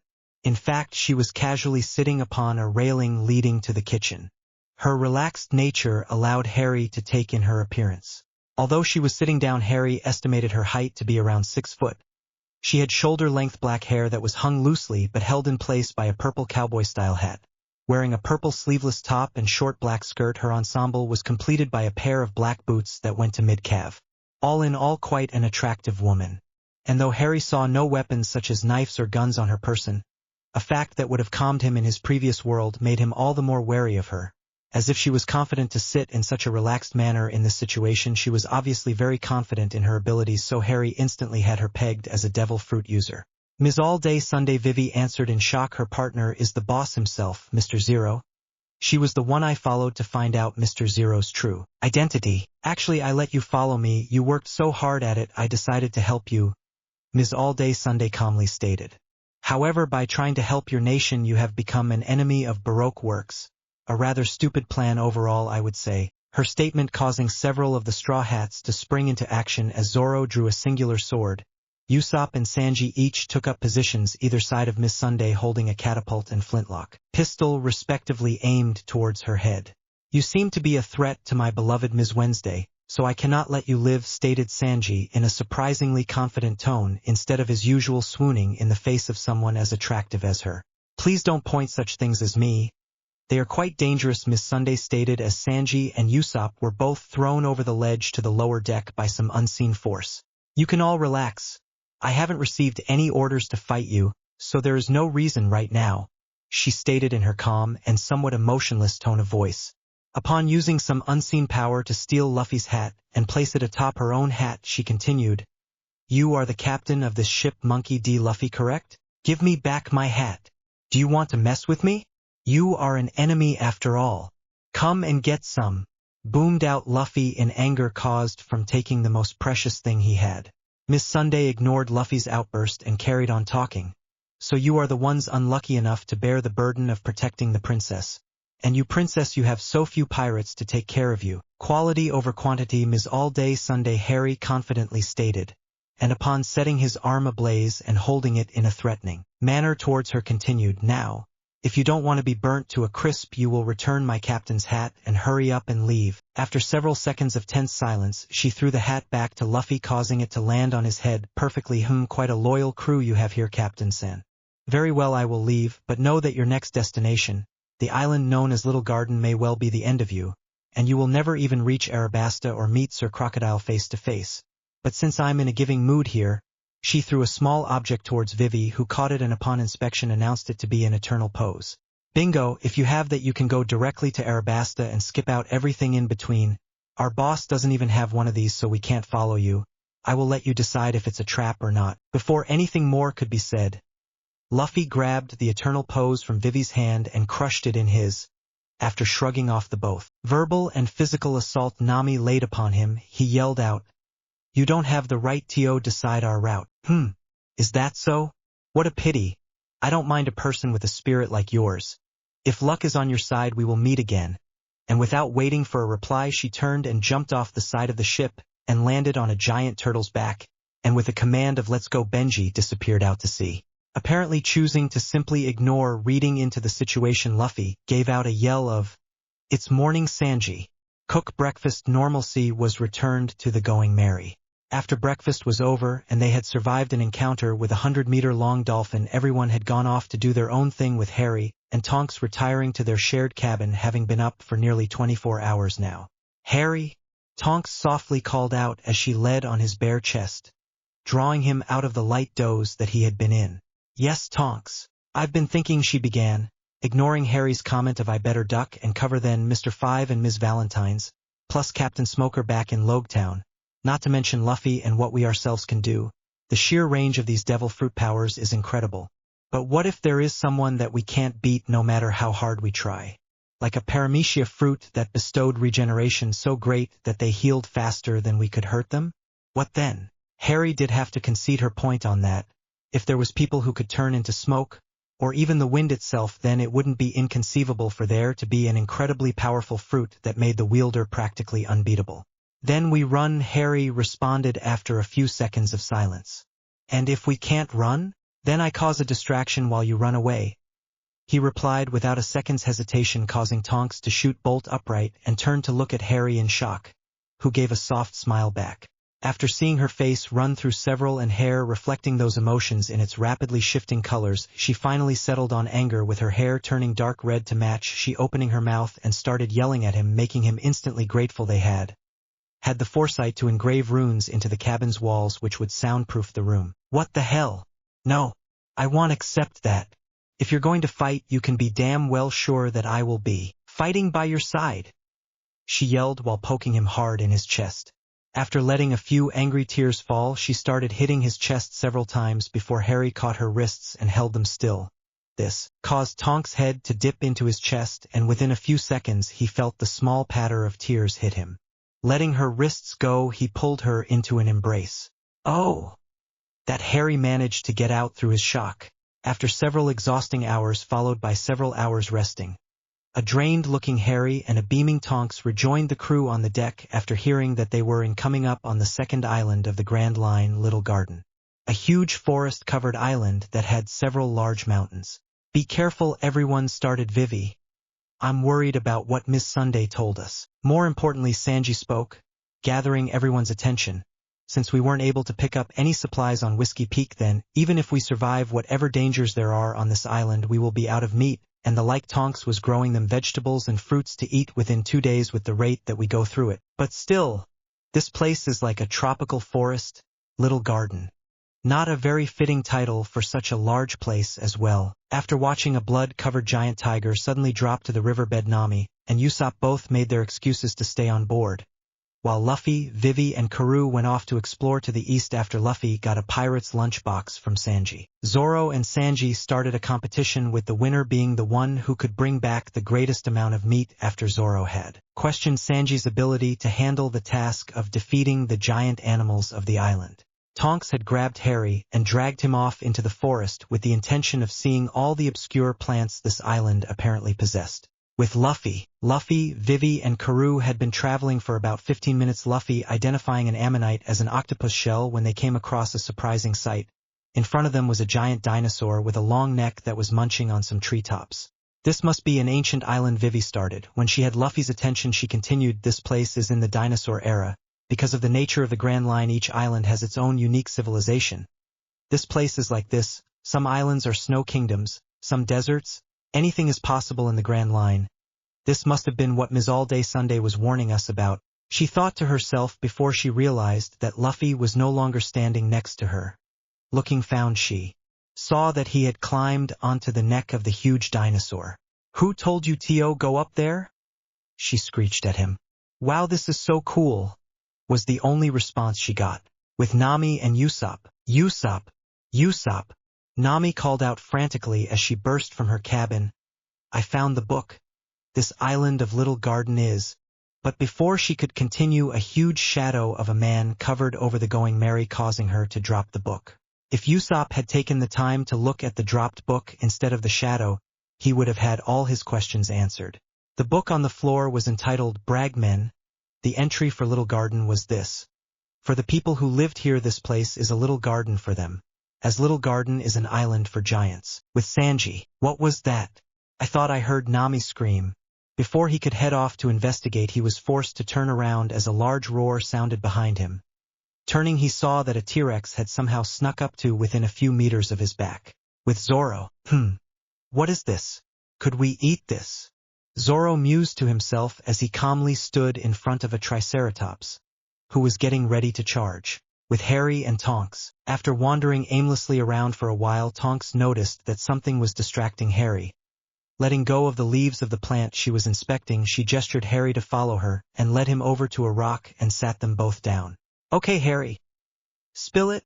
You've been distracted since we left the ship," and recognizing the look in Harry's eyes, she added, "And don't lie to me or tell me nothing is wrong," causing Harry to adopt a slightly guilty look. As he got up and started to pace, he gathered his thoughts and began to speak in a slightly shy tone. "Oh, you saw that, did you?" Tonks answered with a blush that reached to her hair. Not given her a chance to continue, he interrupted. "If you would prefer to be with one of them instead of me, I would understand," Harry finished with a slightly wavering tone. He was forced to turn round when he received a slap to the back of his head. And upon turning, he was wrapped in a bone-crushing hug. "Idiot," she mumbled into his chest. "Of course I want to stay with you." Pulling away and sitting back down on the rock a few meters away, she continued. "When I said this morning that you were my first, that's not technically true." Noticing the look on Harry's face, she pressed on. "You see, I had sworn off men when I had a few lousy dates where they would ask me to morph into someone else. With the guys showing that interest in me, the girls were all jealous bar one, my dorm mate Rachel Winters, and we were close." Noting the look of confusion on Harry's face, she elaborated, "Really close." Seeing the dawning look of realization, she decided to add what she had been thinking about since the conversation started. "I love you, and don't doubt that.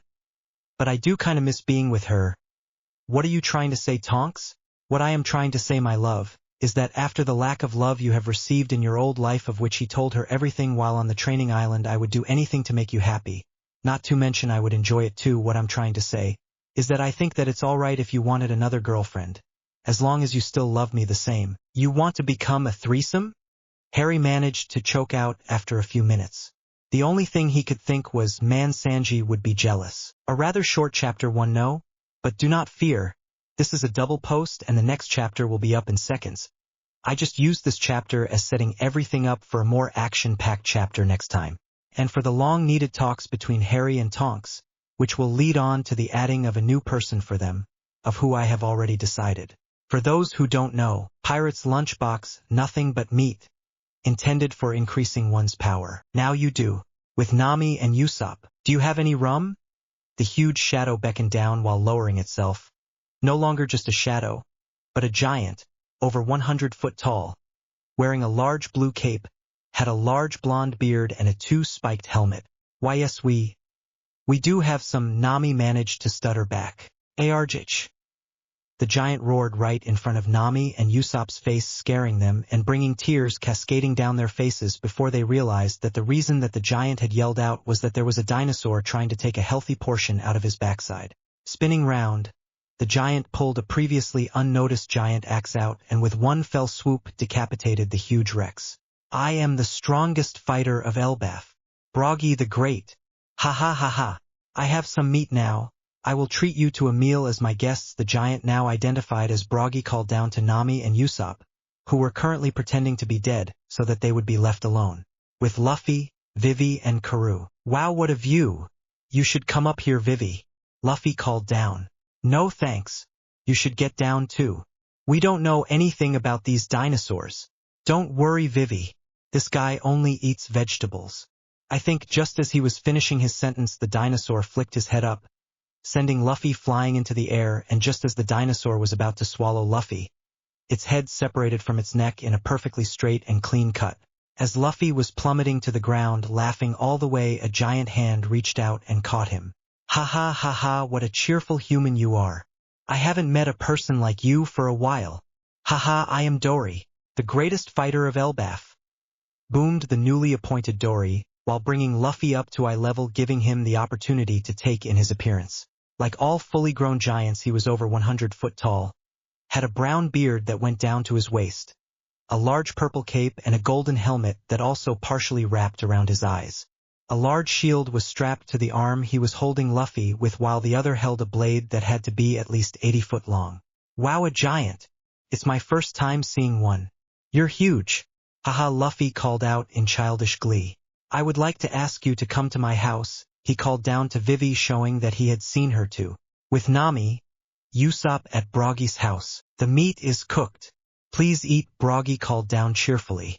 We're not hungry. Thank you, Nami cautiously answered. Oh my god. There's a pile of skulls over there, Nami thought to herself as she got Usopp's attention and indicated what she had seen, making Usopp's face pale.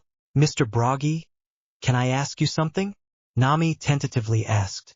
What is it? How long does it take to memorize the frequency of this island? 1 year.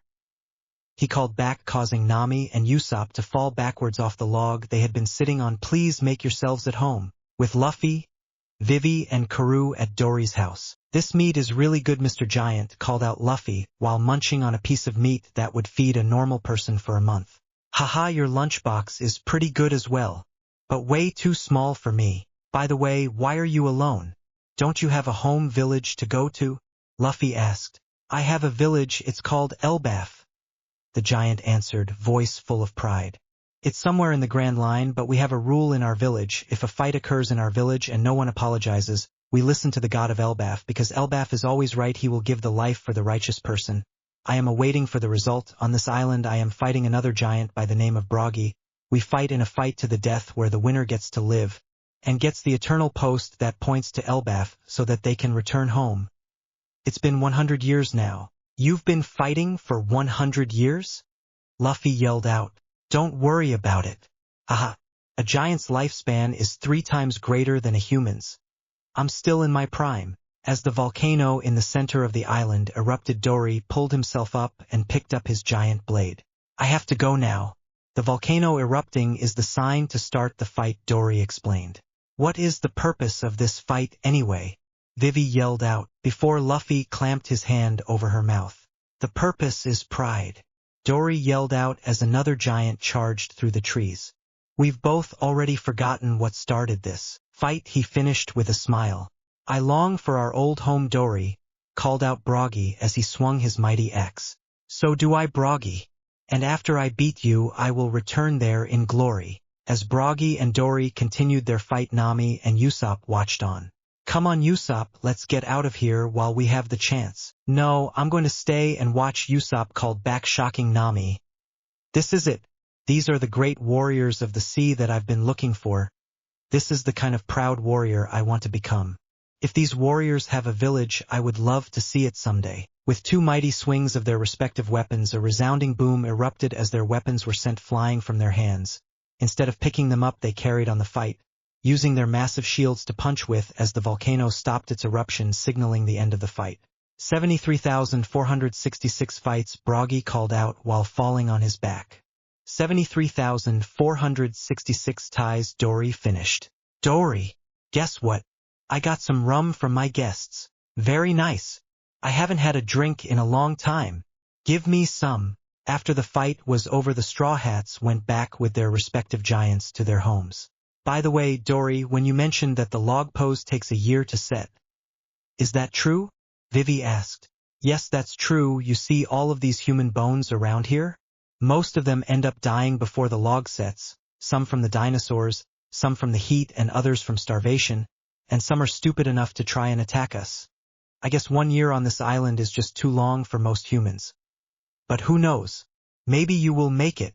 As Dory drank from the barrel of rum that Bragi had given him, it suddenly exploded within him, sending him crashing to the ground and causing massive damage. It exploded from inside his stomach. How horrible! Did that other giant put gunpowder in the rum he gave him? Vivi questioned, immediately regretting it as Luffy jumped in front of her yelling. Would two guys fighting for 100 years stoop to using such a dirty trick? And oh, a voice boomed out from behind them. Bragi would never have done that. It must have been you. Just as Luffy was getting ready to fight, the volcano erupted again, signaling the next fight, and even with his massive internal injuries, he dragged himself off to the fight area. Despite Vivi and Luffy's protests, as Nami and Usopp were running through the forest, Nami was drawn to Luffy, who was next to a tree. But when she got within a few meters of him, she realized it was just a statue, and then everything went black. As Zoro was dragging a several-ton Triceratops through the forest, trying to find his way back to the ship, he ran into Nami, who was leaning against a tree. "Ah, good Nami. I was lost. Can you lead me back to the ship?" "Nami?" Zoro asked before everything went dark. "Dory, how was the rum I gave you? You really enjoyed it, right?" "That's right. It was very tasty." I am posting this chapter like this in its incomplete form to show just how I reached my conclusion to stop this story. If you compare this to the manga, you would find so few changes. It makes me quite disappointed. If anyone wishes to continue this story, please feel free.